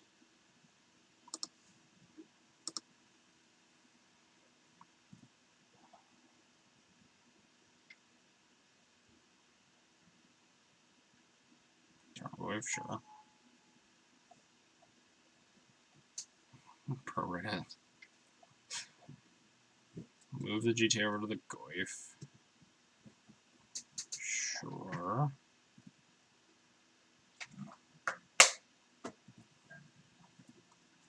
Now, what is my plan? We still have the mom to stall this GTA. We can just beat them to death with a gigantic Sarah Avenger. They're dead in 2 to it. Just move the sword over to the Avenger. Bash for 7. Ignore the click. Use mom and or like wisps to try to blank the Goyf. And just like kill them in 2. Concerning things would be ability to kill the sword, but I think if they could kill the sword, they would have instead of like moving this GTA around, because the moving the GTA around didn't really matter a lot.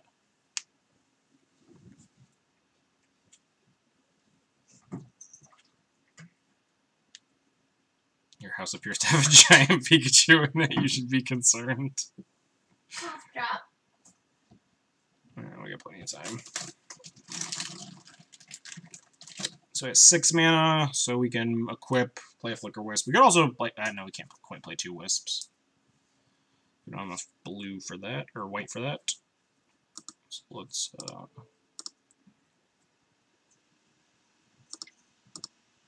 move this over here. It's my first time on this channel, based on the lack of concern. I'll take this as normal. Yeah, more or less normal.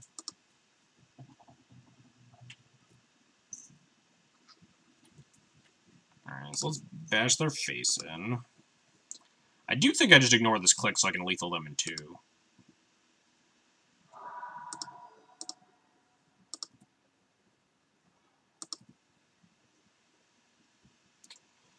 Thalia doesn't do anything. Flicker Wisp. Surprised that he's spending mana on his turn, not triple porting the opponent. My opponent has 5 mana. It's like 5 lands in play. Triple port doesn't exactly do a lot. Especially because, like, if I wanted to connect with Sword, I would have to, like, use the mom to pro green my Stone Forge to get past this Tarmogoyf. So, like, equipping there is, like, definitely the right play. I don't think, like, double porting is my plan after that. They have so much mana. We, like, try to take them off of a color.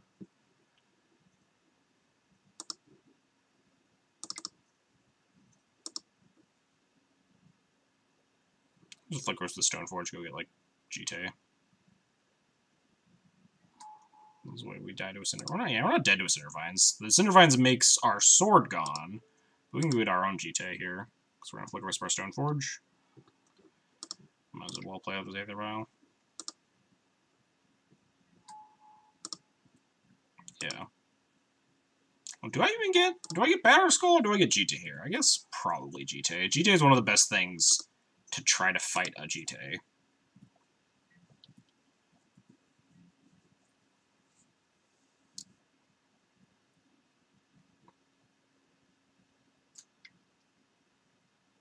Didn't think about flicking the... Oh yeah, I didn't think about grabbing other equipment here. Yeah, grabbing another equipment's definitely gas here.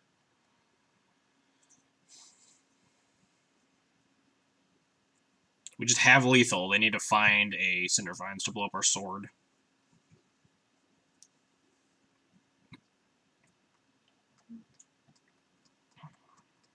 Even then, we might be able to lethal through that with like the Flicker Wisp.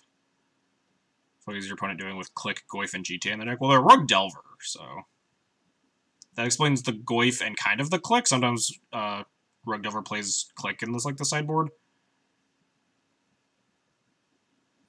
But the GT is semi-unusual tech. Sometimes Delver decks play a GT, but it's definitely not common. I've been GT'd out of Grixis Delver and stuff before. Does not happen. Happens like once in a blue moon, but yeah, Click is like the anti-combo sideboard creature, right? Where like your Dream does nothing. Opponent just like times like this, I realize there's an undo button with Ponder, so when you accidentally put your out on the bottom. Wait, did they shuffle? Oh, on the bottom of the... I think there is an undo button right now, isn't there? Can you like Control Z or something? I know you can undo like surgical extractions and like Sylvan Libraries, I think. I think you might be able to undo your Ponders. Like, if you put a card down, you're like, oops, I want to put that on the top, not the bottom. You can, like, press Z or something.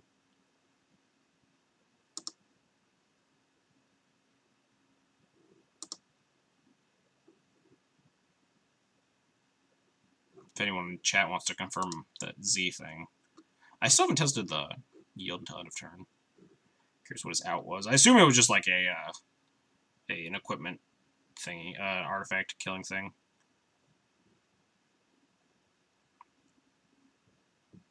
It wasn't really an out more than like the staying afloat. Do I want to board for GT? Is Cindervines and GT enough to make me want Phyrexian Revoker? Probably not. I've never been able to do it with Ponder. I've tried the undo. Yeah, I have no idea. I've cast Ponders not often.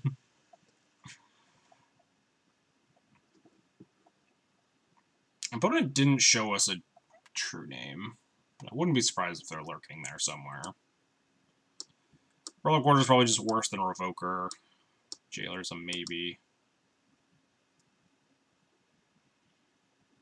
But yeah, in fairness to the opponent, they were like pretty dead anyway. They have to like tap out for that. If they tap out, they're just dead on board. With the Flicker Wisp and the Mother of Runes. Swap Revokers for Recruiters. I can see cutting the Recruiters. Recruiter is very slow in this matchup. We're not like exactly recruiting for a lot. It'd mostly be like recruiting for Wisp armies or recruiting Stoneforge Mystics. I can see just like boarding in 2 Revokers.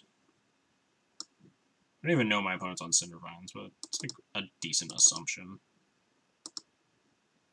It feels weird boarding in Revoker against Rug Delver, just because Revoker for the longest time was just like active Goblin Piker in the Rug Delver matchup back in like 2013, 2014. My friend used to play a ton of Rug Delver, and we playtested a bunch, and just like I named just the dumbest Magic cards every time we played, and I just had to cast my Goblin Pikers in game 1. This hand's probably a keep. Removal spell into Stoneforge. We got Wasteland. It's like not great, but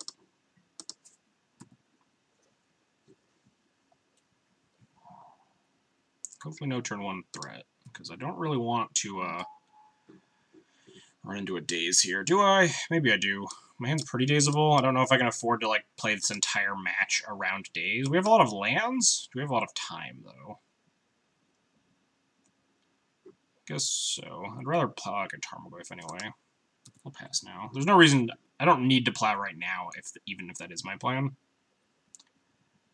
Just always named Seal of Fire / Grimloff Panzer postboard. Yeah. It's like the only semi-realistic cards. Nice, no flip. Dig it. So if they hit me for 1 play a Tarmogoyf, I'd much rather plow a Tarmogoyf, right?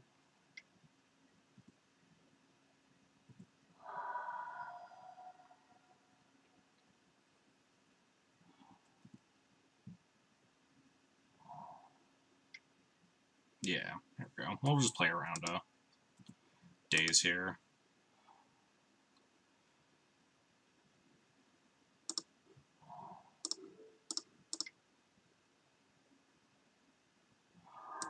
So draw another equipment.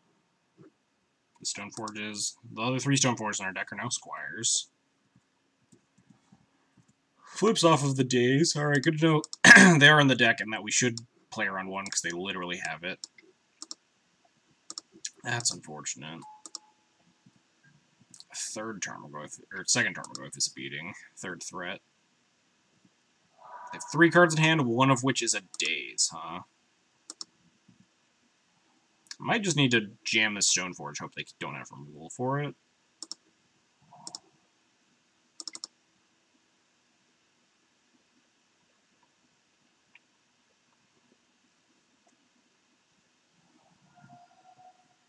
Gonna spell snare me? Please don't. I'd be a little sad.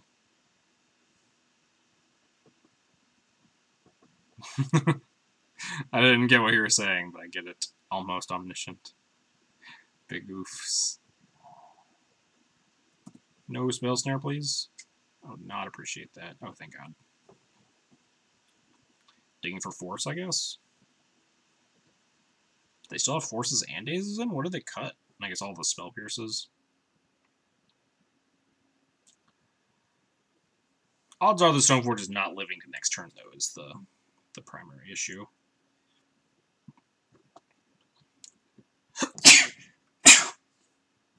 Excuse me. Maybe they had stifles. I mean, they can't brainstorm into a stifle, though, right? Because they just don't have any mana there. Brainstorm into, like, a second daze.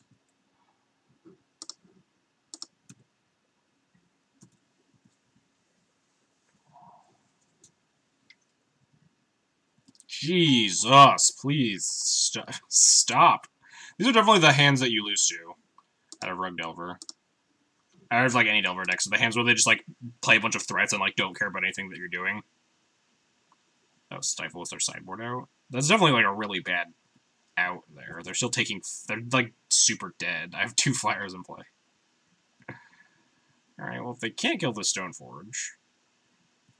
Please don't bolt my Stoneforge as your last card. Alright, this Battle Skull might be able to do something.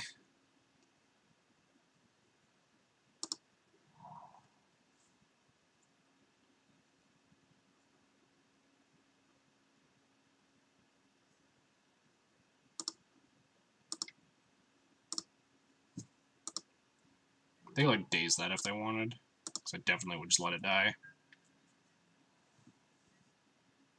Flicker Whisk seems easier. I guess, like, no, I don't want to Flicker Whisk, because they could definitely daze that.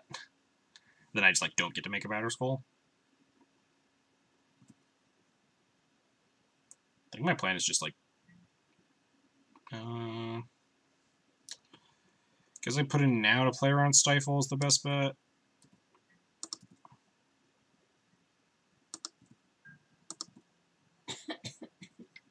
Oh, thank God. Yes, the Spatter Skull is pretty important here, Moxall.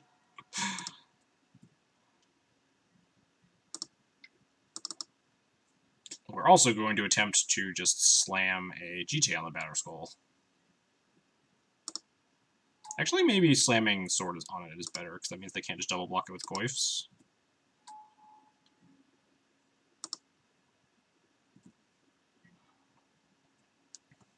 about to get grudged. Yeah, I hope not. If they had grudge, they would have just attacked with everything, right? Because they don't care about the Batter Skull. I feel like they don't have anything, right? If they have grudge, they're just gonna fucking just savage me with their whole board here.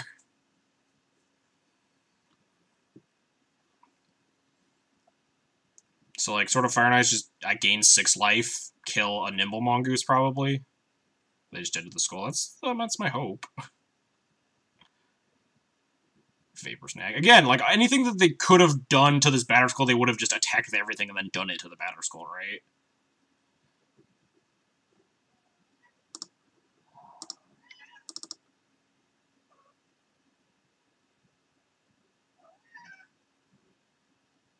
I think I do want Sword of Fire and Ice here.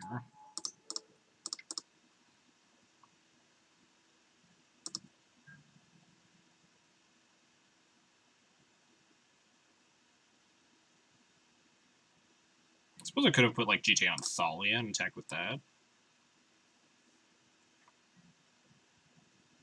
Block with Goose, yep.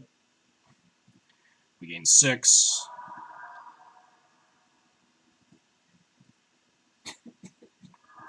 Now those are 3/4s. Like, could double block now. Because we're going to Wisp one, right?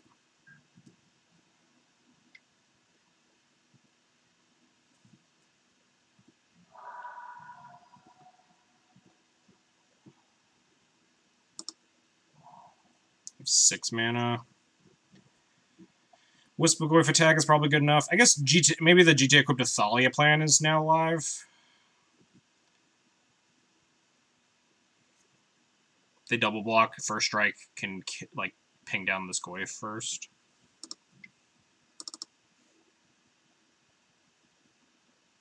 We just have all of our equipment here. Don't mind me. Oh, cool, they conceded. We did it!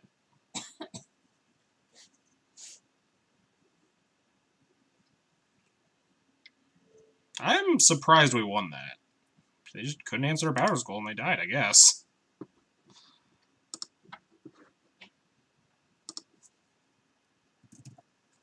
Surprised we beat Delver, Goyf, Mongoose, honestly, without casting a Rest in Peace.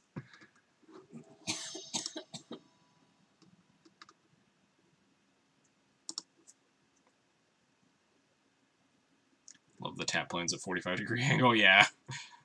Moto tends to, like, freeze up when people concede in the middle of you trying to do something. Alright, deal. His hand's good. Lots of mana dial. Good curve here. I'm in for this hand.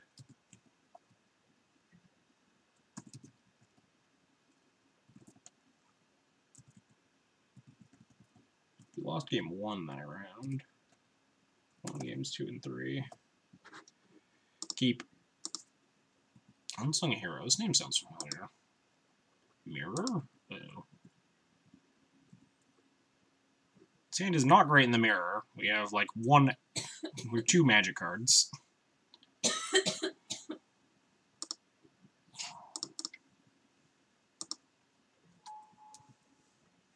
These are actually the basics I used before I flowed out the deck.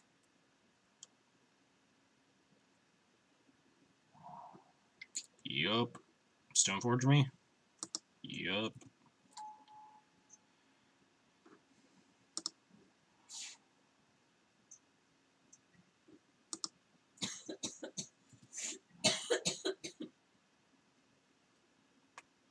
I guess, like, Wasteland and Prey is probably a pretty decent plan here. There's no way they kept, like, a 2-lander or something here, but...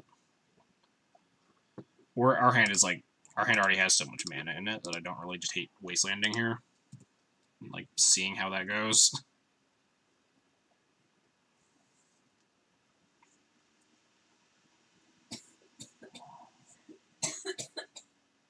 Pikachu needs some cough meds. She took some cough medicine.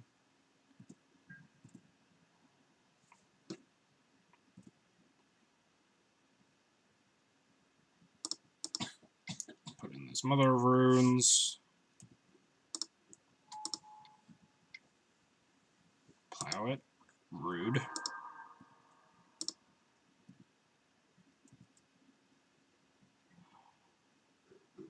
It's not bad.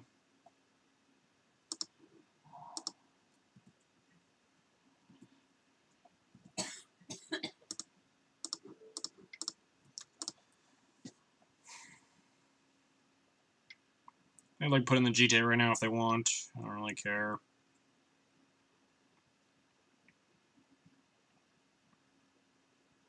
That mana wasn't really going anywhere anyway. Ooh, they drew Batterskull. That's a bummer.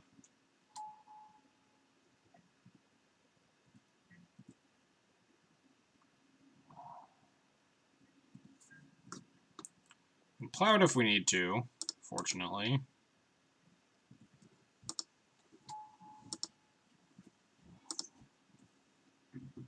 Supposed to leave these vials on 2? Probably not, honestly. I have like way more 2s than 3s in this deck right now.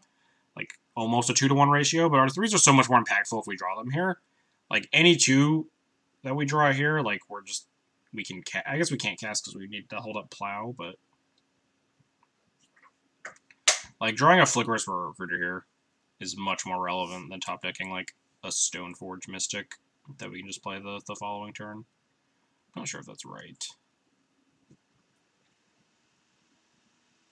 Just like muscle memory that I want to always take these vials up to 3. My earlier iterations of this deck for a long time have been like very 3-drop heavy since Recruiter. Yeah, we have 12 2s left in the deck and 7 3s still. Let's leave it on 2. But of course, whatever decision I make. Oh, hey, we actually got paid off this time. Look at that.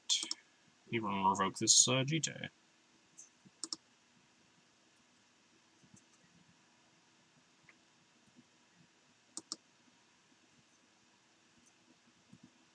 Yeah, we can rush on board here.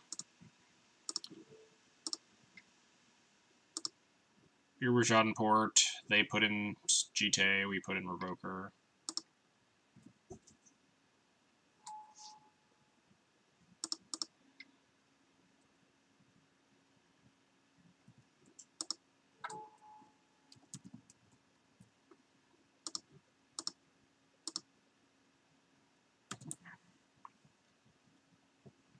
They can't kill the Revoker and equip the GTA this turn, so like leaving up this Plow doesn't really matter here. Might as well try to like muck with their mana or something here. See if they ever end up stumbling.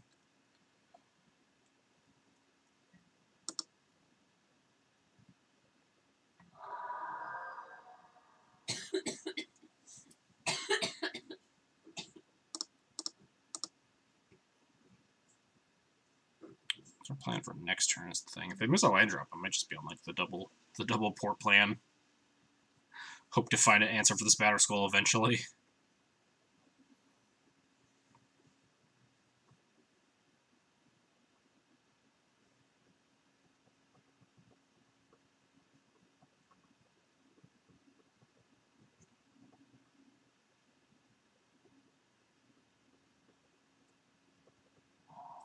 Wasteland, okay. Wasteland, no activation. So now we have 11 2s and 7 3s. Like, I guess 3 of our 3s we just don't care about, though. Right? So we have like 8 2s and 7 3. Maybe it was right, actually, to take this file up to 3 last turn, because Dolly is just like a non-card. So we have 8 2s and 7 3s. Let me take this up. Yeah, didn't matter. So now we're definitely holding up this Plow here. Jeez, my moto is struggling. I can hear my computer's fan just desperately trying to stay alive. Have you considered splashing Black for Dread of Night in the mirror? It'd be super strong. Imagine me Dread of Nighting my opponent here. Get him. What is this? Flicker Wisp? Their plan is like Flicker Wisp the Revoker, and then equip GTA, like that's fine, because we have a Plow.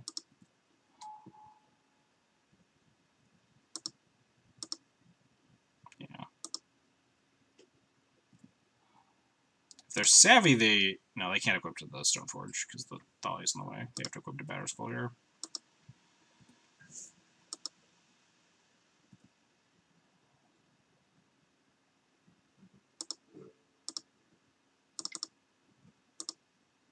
Kill that. Fun one haywire just there. No worries. This problem is now we have to name this GTA. This Batter Skull actually is just very threatening. They can just Batter Skull up their Flicker Wisp and just punch me to death. I guess we have double ports. They can't quite do that.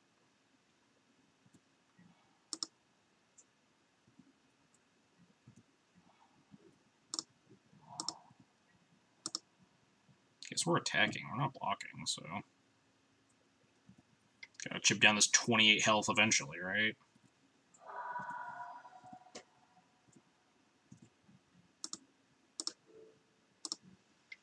Maybe I'm supposed to be porting their white to other ports, since I don't really care about their ports. Probably correct. I don't know. Just split the difference.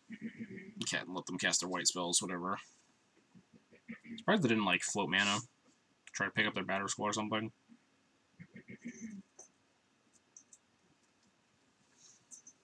They had enough mana to just pick up the Batter Skull and put it back in.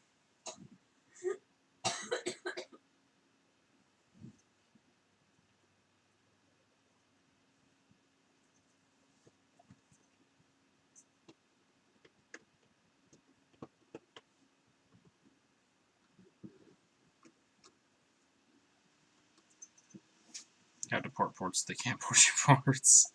Let someone equip easier.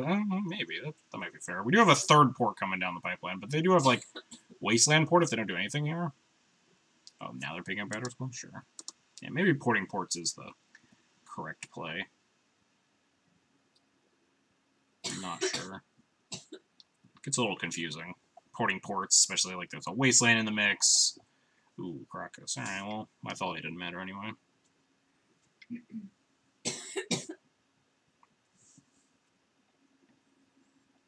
They're also hitting a lot of land. We're both hitting a lot of land drops.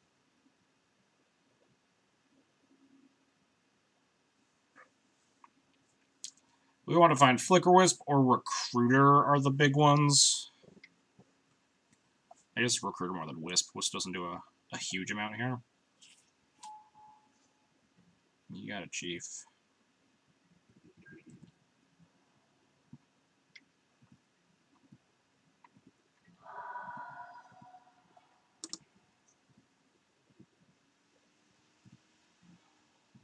Wisp isn't nothing. I do want to put all their white sources now, though, so we can play around Plow. We can get them by, like, wisping out the germ and then just using our mom to eat the Flicker Wisp or something. Though, I hate porting this Caracas, because I just know they're just gonna make me pick up my Thalia, but this Thalia also doesn't matter, so it's more or less whatever. Floating mana this time, huh? What do they want to do with this mana?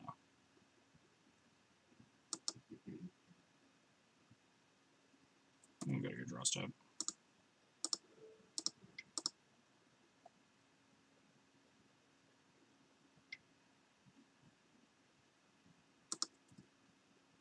I'm also going to port this Caracas here. They will likely just make me pick up the Thalia. Yup, that's fine. They don't have a white source here. And they just attack in and we just get them. Oh man. Ooh. I like tapping white mana. No. Come back. Cast your spell. Cast your spell, opponent.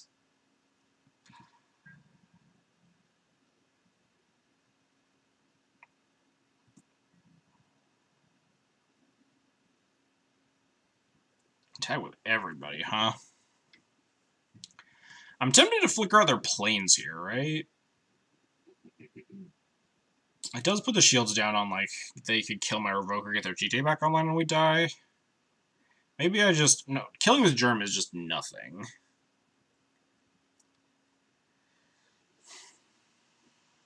They have 2 cards in hand. God. If I flicker out the planes, we move to blocks before I can before I need to activate the mom, so we can prevent them from like killing my wisp, but they will have access to plowing the mom or the revoker, if that's the case. But maybe we just need to get lucky and just like eat this wisp right now.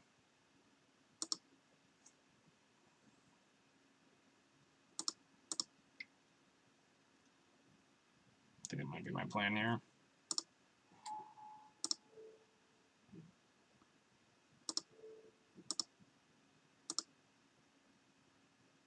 Mismatching planes. Sure. So we just move to blocks here.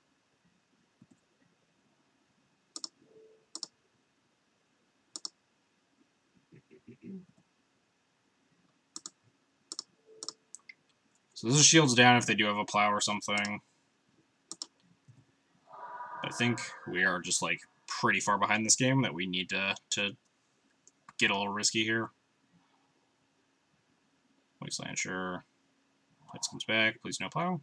Please. Nice. Did get eat the wisp. I guess because we were already risking them having the plow there, I probably should have killed the germ, right? Because, like, if they have a plow, they're not plowing my wisp anyway. They're, like, killing the revoker and just murdering me with that line. So it's probably supposed to just flicker the germ. And we need to stop dwaddling. Alright, more Schadenports. Sure. Thalia is just a bad Schadenport right now.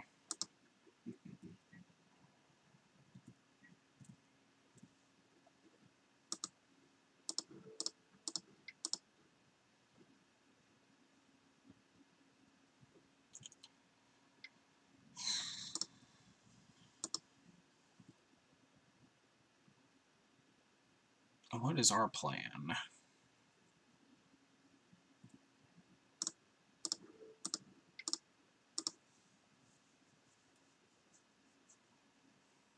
Find a recruiter, find another wisp, something.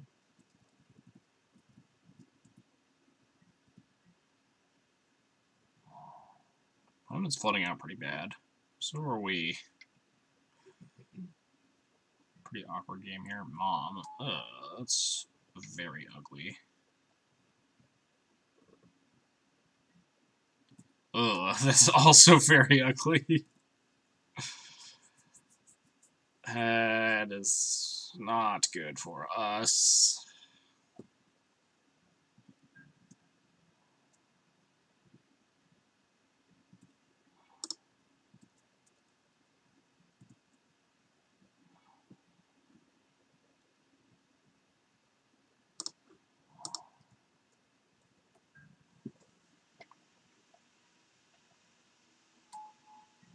Need that Manrique, sorry, be good right now.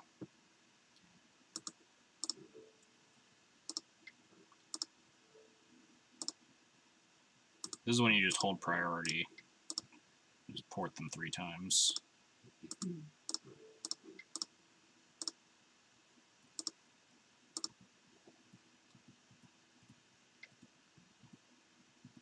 think I see we're punished last turn for first maining one of those creatures. Yeah, on complete accident. I think I should have. I think the right play is probably kill the germ there, though. Okay, so this doesn't matter, right? Like, I can pro-white it. Then we block with the revoker and pro-black. Like, this matters when they find a plow, but...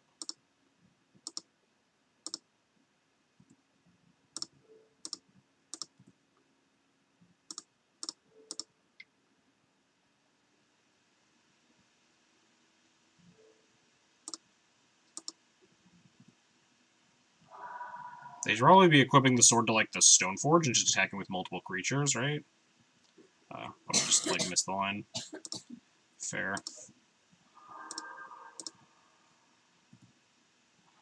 Ooh, hoo, hoo, hoo. What's the play now? Is it Palace Jailer? Recruit Palace Jailer. Jailer, the correct play, equips Stoneforge and double attack. Yeah, opponent mentions it. Good Palace Jailer, the mom. Get a Wisp. I also like Wisp. Okay, we can get like a free thing, right? I guess not this turn. Wait, we have 6 mana, so we could just cast Recruiter, get a Wisp, Wisp it, and then like Wisps to Fog and just Fog forever. Do your opponent show you Staticaster before, or do I just have the pleasure of playing against everyone trying that card? We didn't see a Staticaster last round, no.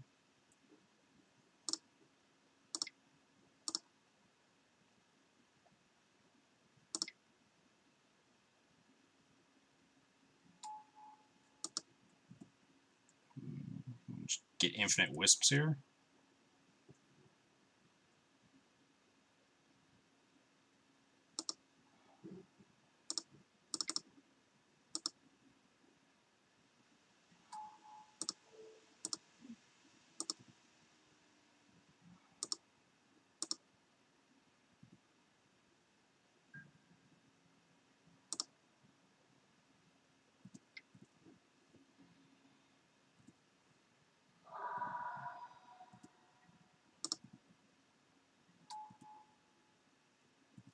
How many Wisps we have left? 2? Alright.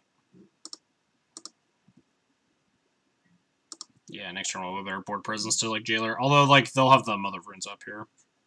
If the Jailer does get worse.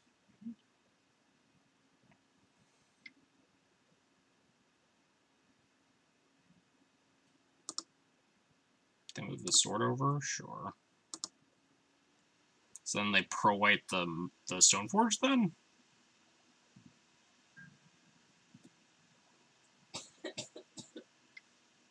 No pro-whiting? Okay. So I just get to block, flicker out my Recruiter.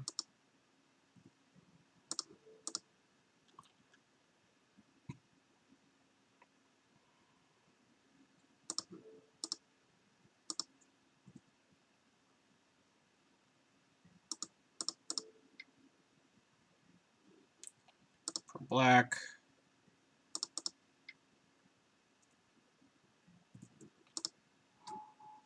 Flicker on my Recruiter.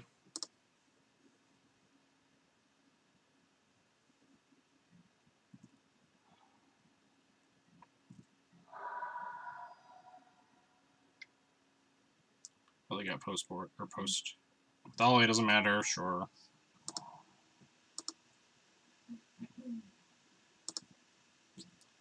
So I don't like grabbing Jailer with active Mom. It's a little bit awkward. We could just grab a Stoneforge. Do we have enough Stoneforge? Or we don't have enough mana to cast our own sort of Fire and Ice because they actually played this Thalia. So we can't just like aerial superiority them. So I guess I grab another Wisp, right? I don't love Jailer into this Mother of Runes. It just like exclusively gives me Monarchy. Is that good enough?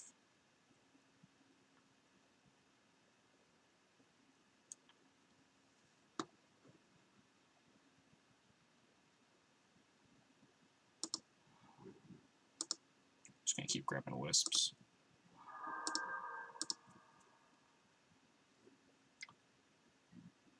Port me, sure. Port me, sure.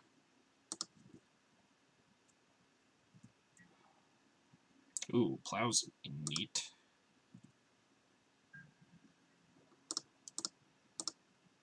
Bash.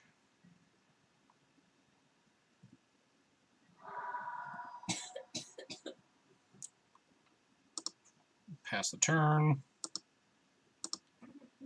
I don't want to cast this Wisp here because I want to do the block with Recruiter Wisp line again.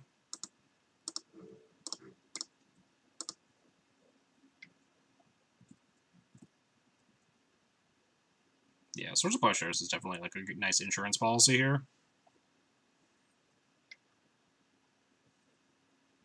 What they find now? Phyrexian Revoker.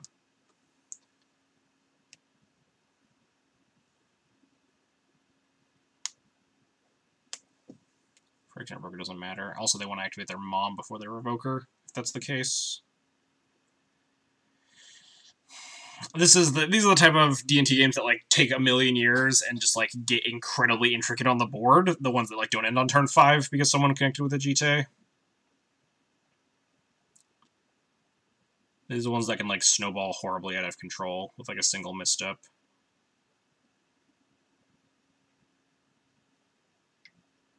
Yeah, see they're momming their Stoneforge here.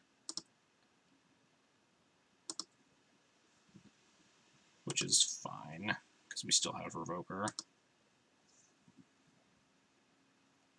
We can also just, like, plow their Revoker if they revoke Mom. We can also just pro-white our Friction Revoker right here. So I don't really care right now. They could, like, name Aether Vial, and we still have, like, we just plow it worst case.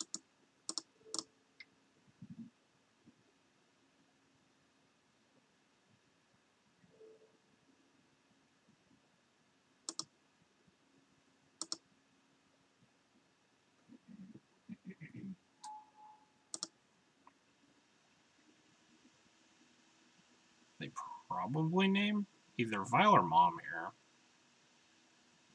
Either way, I don't particularly care. I think we've locked this game up pretty well.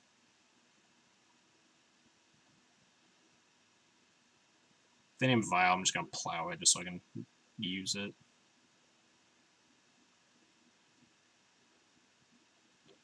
Do the same blocks. They name Mother of Ruin still, sure.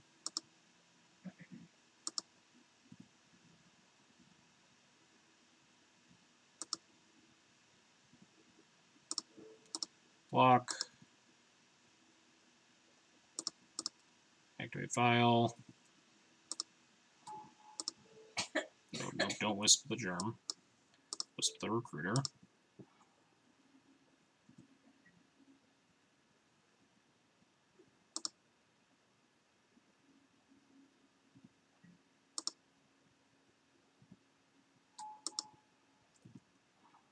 Guess we can grab Jailer now.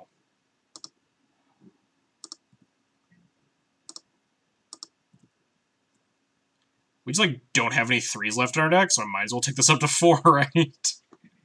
We have, like, a Recruiter and a Prelate as our only 3s left. Oh, man, Better Skull. How's it going?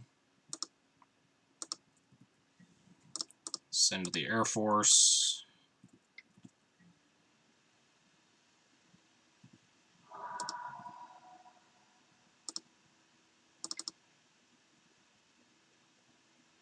What am I even jailering here? I guess jailer their mom and then plow their Revoker?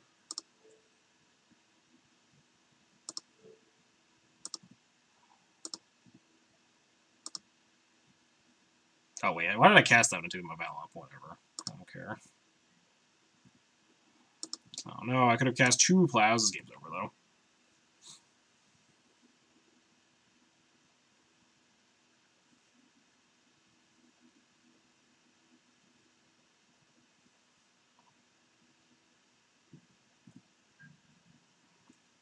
I don't know if that qualifies as a punt.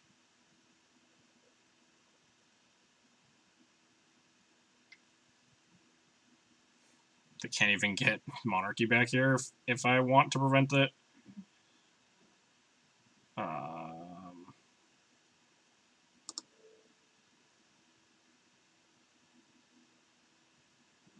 We just plow the attacker and just like block, block, block. None of these decisions matter. Kill their mom here. Or kill the Revoker here.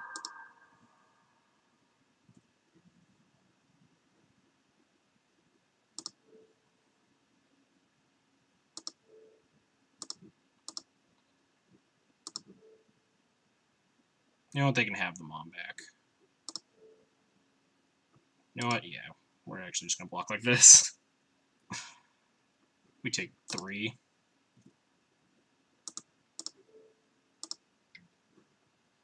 Yeah, they're just F6'd. They're just making me go through the motions here. You can have the mom and the Monarchy. Take it.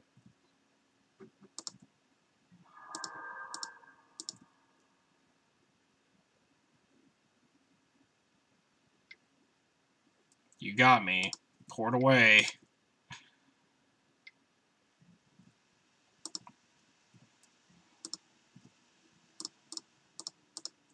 Get him.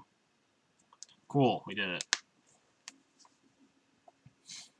Mucked up at the end there. Could have had just like 2 plows and not lost monarchy if I wanted to, but like that game was over. Ugh, and now we have 10 minutes for the fucking next 2 games. Play around, settle. Port them first and then attack. Play around their main deck, settle the wreckage. That was grindy as fuck. Yeah. D&T mirrors come in 2 forms. One person connects with Umezawa's Jite, and you like the game's over in the first 6 turns of the game. The other is the game ends on like turn 15 when both players have 10 creatures in play. Those are like the 2 ways that the mirror breaks. There's like almost no middle ground.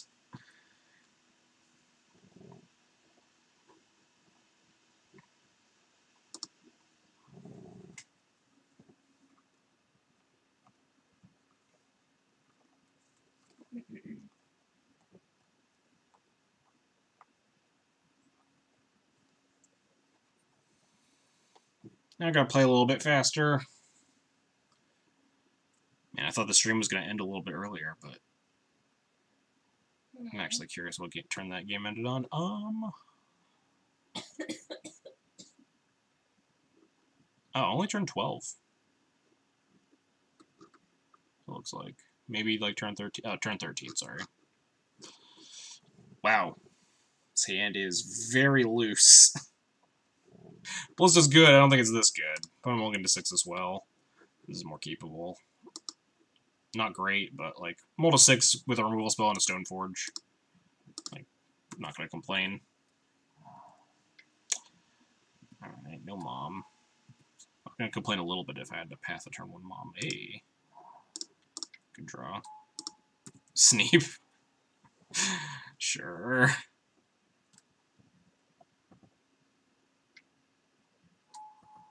Two vials. Oh man. Revoker time?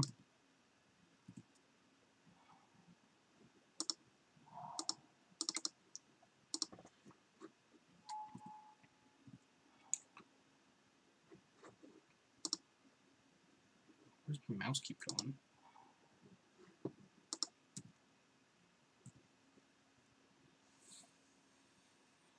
We could have had turn 1 Ballista, turn 3 Pump It Up. Yeah, and in between there you get like Port. Value City.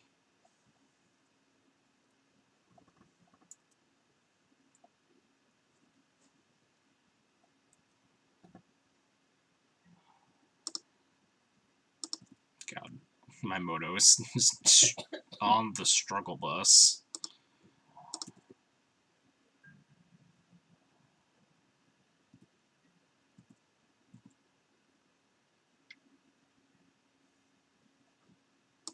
Eh. Okay, let's exchange resources. This is my only creature for now, so we can't connect. This is gonna be like Relic Ward. Fine with that. We have 2 removal spells. Oh, no, this is also fine. Opponent has decided to not make a second land drop. Yeah, I mean the 1-land double vial hands are pretty risky, especially in this matchup. Like where vials can be so easily attacked. Maybe I should have even like just cast the Wisp on their Aether Vial or something.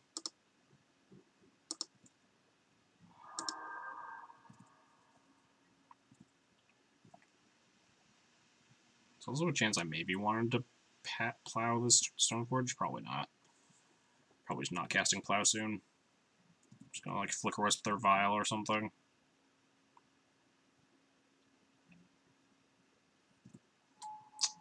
Man, I don't want to plow that. I guess I can untap Flicker Wisp the Vial and then plow it. So that's fine. So just plow stairs the Stoneforge. Yeah, I don't think I want to do that.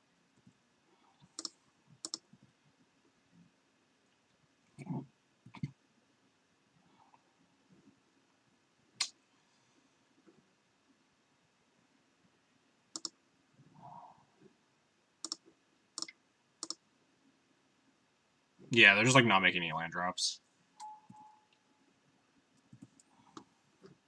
Use Stoneforge's ability. Let's go grab Sophie.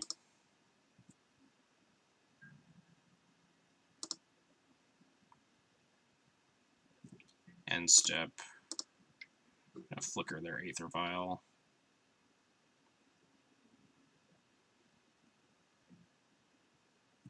Their lack of land drops means we can't use Path. That is accurate. I'm not casting this Path anytime soon.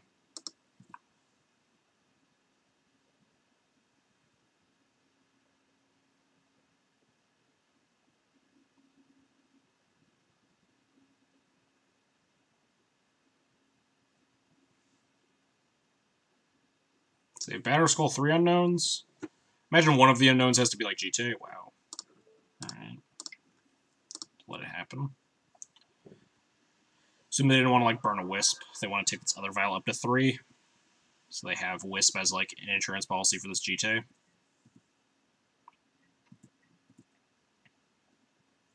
Understandable. But yeah, taking the mom off the table's big game.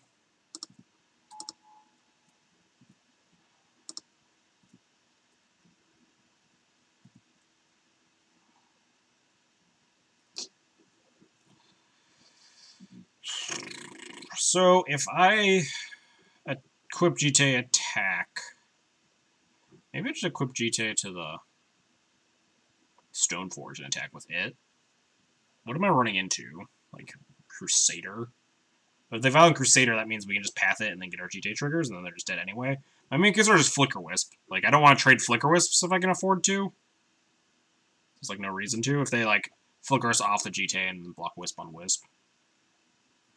Sword of Fire and Ice does also not help in that regard. I shouldn't sit here, like, dawdling.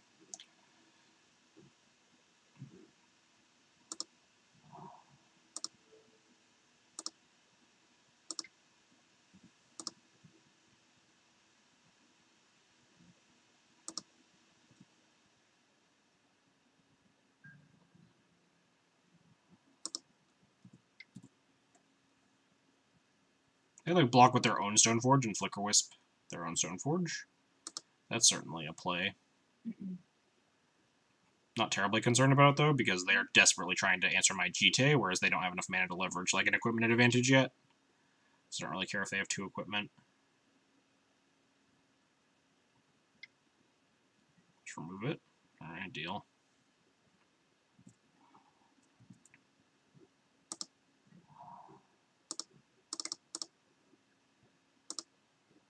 Guess we're going all in on this Wisp.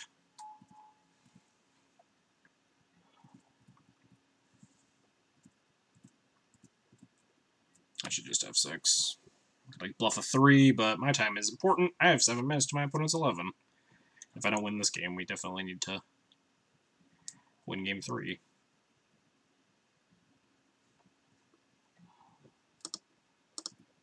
Alright, the plan now is just double equip Smash. They have another removal spell. It's, like, moderately annoying. Because now we just sit here on our hands. But if they just have, like, a Wisp to answer one of the equipment, we're just going to path their Wisp.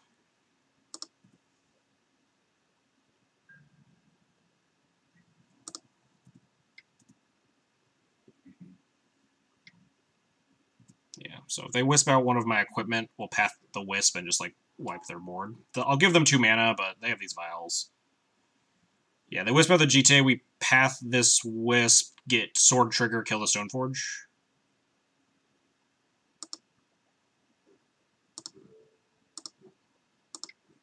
What are your thoughts on planes versus snow-covered planes? I hear this is the most important thing D&T pilots discussed. I have to imagine that you're trolling me, right? If you're familiar with my thoughts on snow-covereds already. If you're not, then it doesn't matter. Just play whatever basics you want. Is my thoughts on snow-covered basics.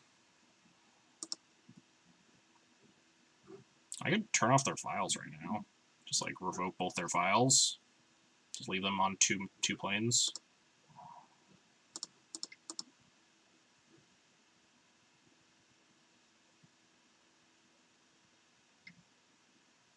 Ooh. We might be revoking Mom instead. Yeah, it looks like I want to revoke Mom here instead. Mother, for instance, a flyer could be a problem for me. 'Cause, like, I don't want to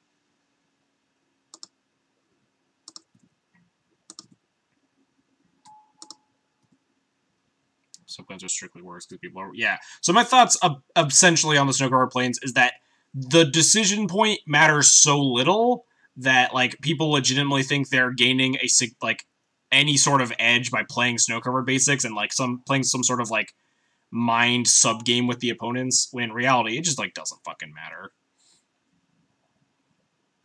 Just, like, play good Magic.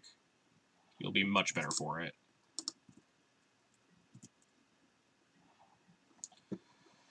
I want to move these swords around. GT on Wisp, sword on Revoker, maybe? Don't go all in on this Wisp.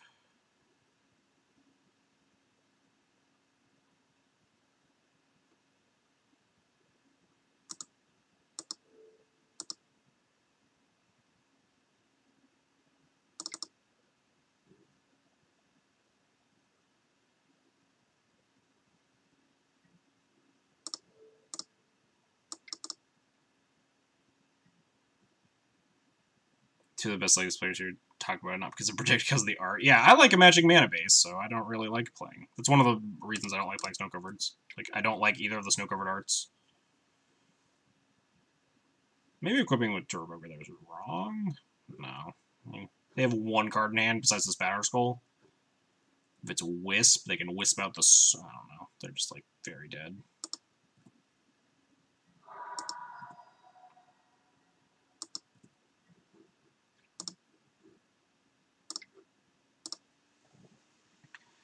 GG, opponent. By that, if your planes were hideous, both online and in paper. And online, I couldn't give two shits about my planes. I use these planes because these are the planes that Moto gave me to start when I started playing. Ooh. That's a card that doesn't die to their... They're losing to the GTA race, though. What am I protecting here? I don't know why they put this in now instead of my end step. So they're equipping their GTA and getting 2 counters. They'll have a 7/7, but our Wisp will have 1, 2, 3, 5, 6, or 3, 5, 7. Yeah, we'll be able to fight through it. So I guess I move... Oh, no, if I move the sword, the rogue actually dies. So 2 counters, I'm not able to protect my Flick Wisp anyway, so this is fine.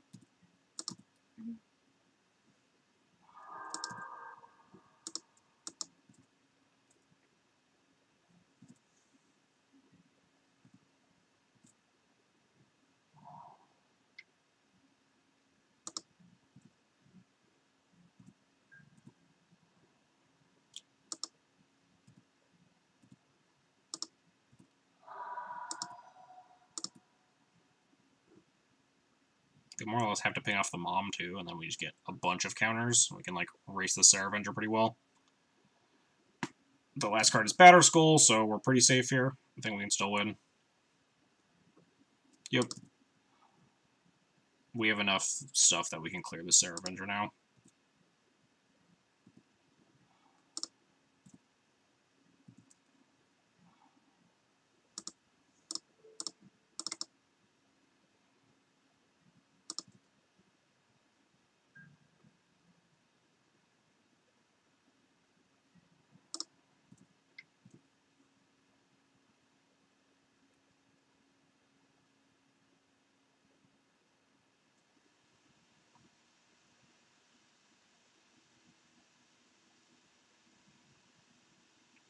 So if they block, we pump.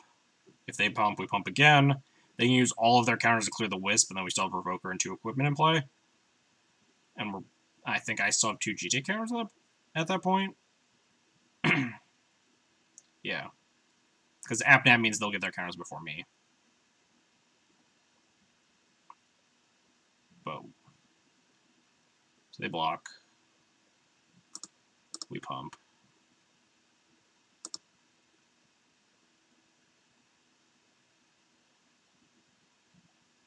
They're forced to pump. We pump again.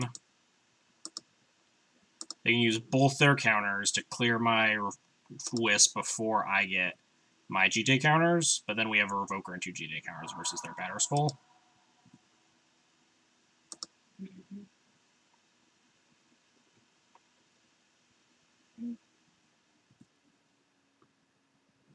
And if they ping off the wisp.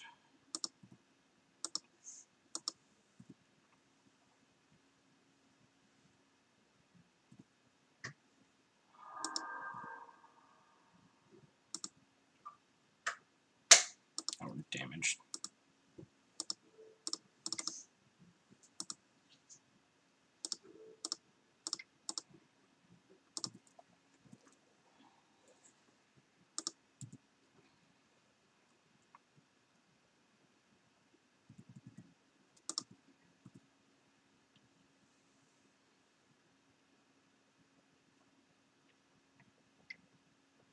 Sure.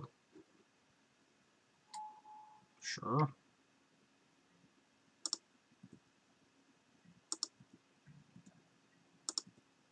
They definitely still can't beat this.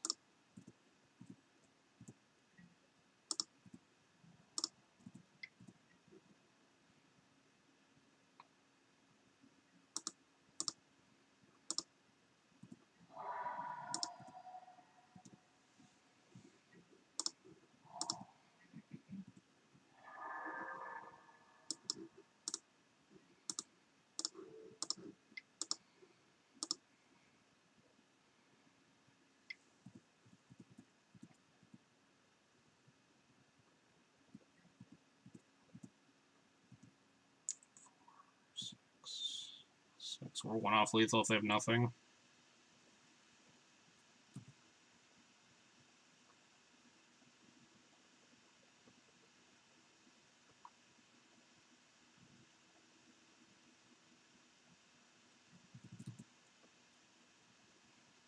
If they have a removal spell, it gets awkward.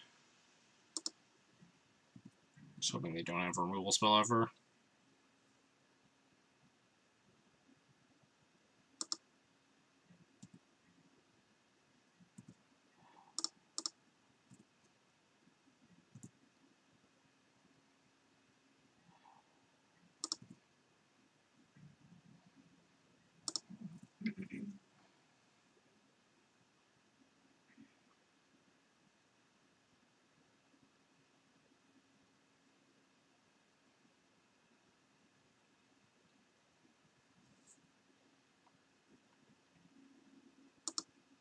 Sure.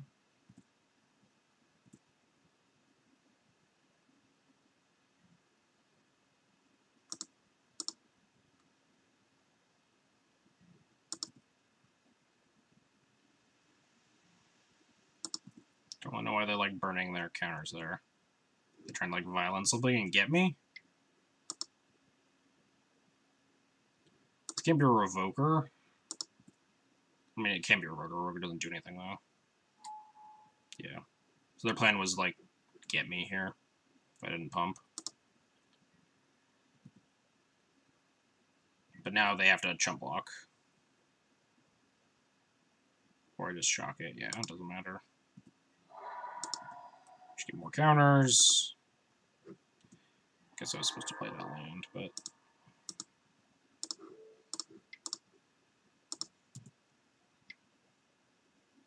And played your outs. That's fair. I guess it felt like if they down tick twice and then they don't, and then I don't pump in response to the GT activate, or in response to the vial.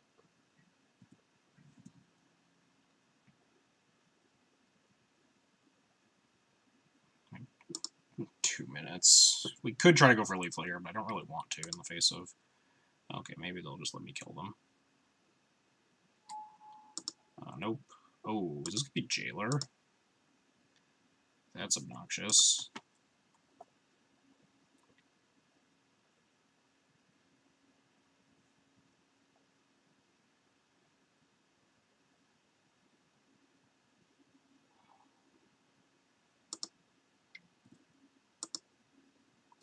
That's bad for me. Please just let me do my thing so I can have 6.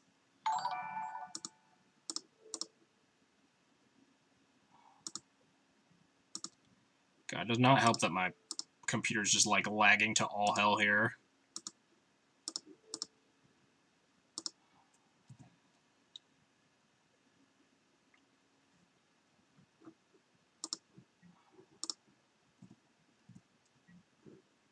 It's not bad.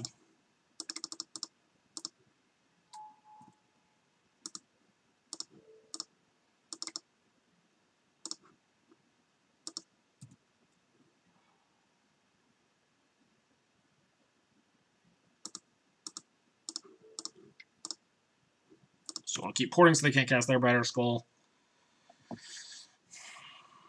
They need to top deck something here.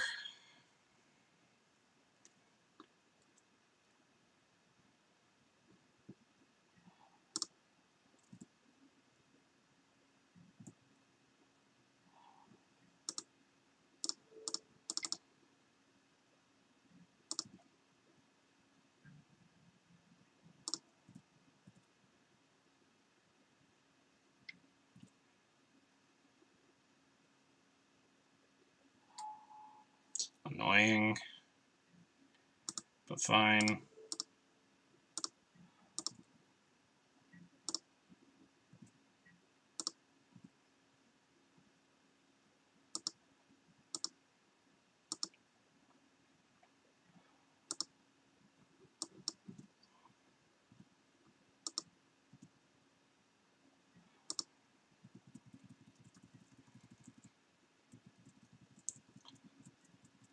Now we get to make 2 threats.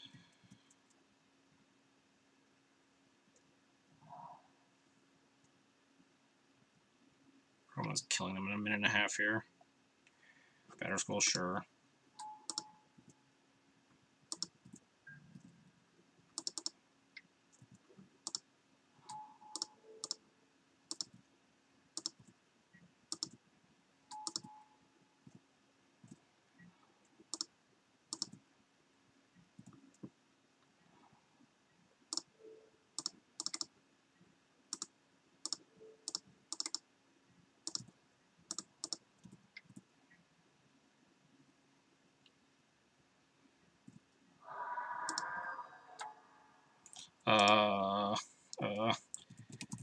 Aether Vial, so I can stop playing around it.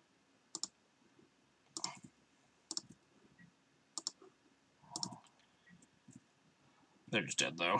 This should be fine now.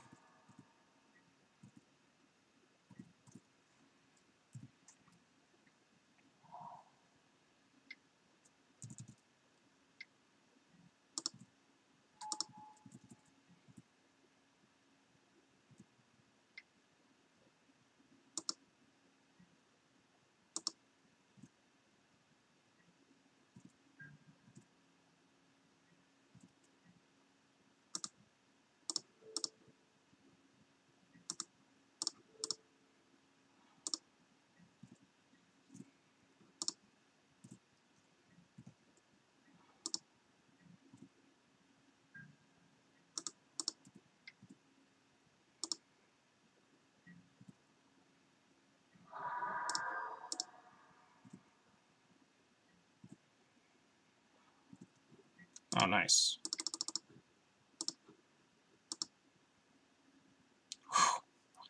Don't even have to, like, try to get to my turn. True Ballista.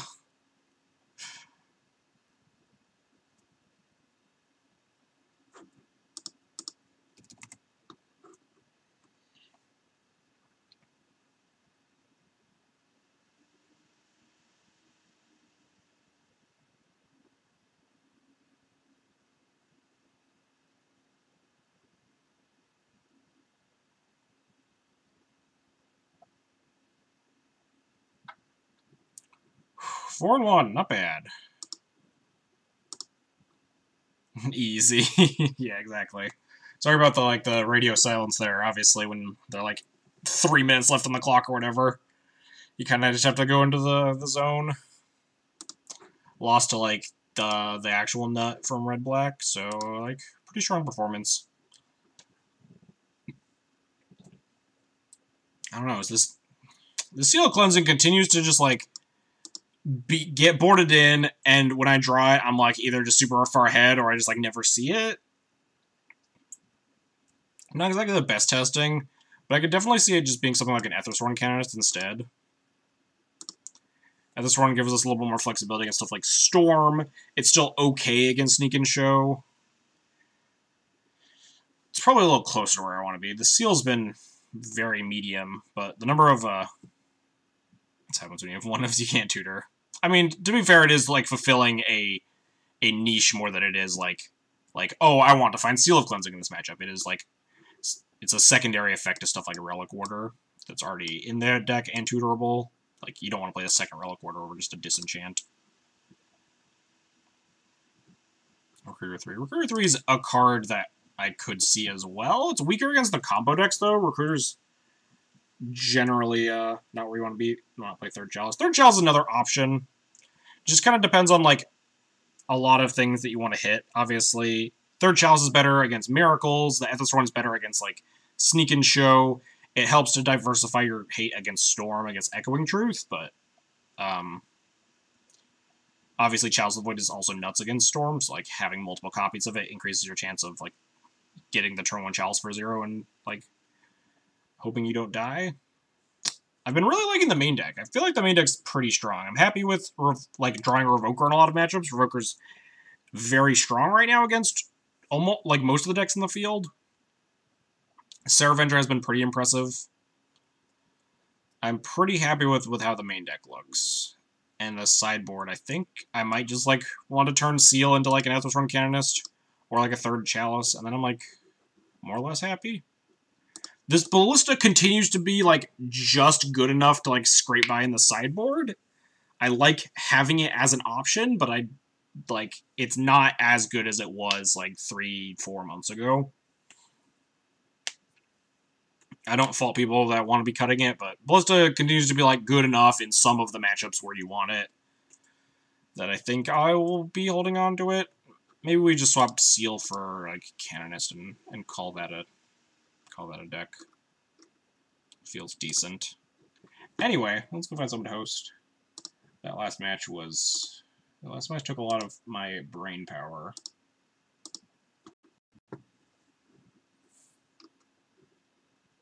Four people playing Legacy.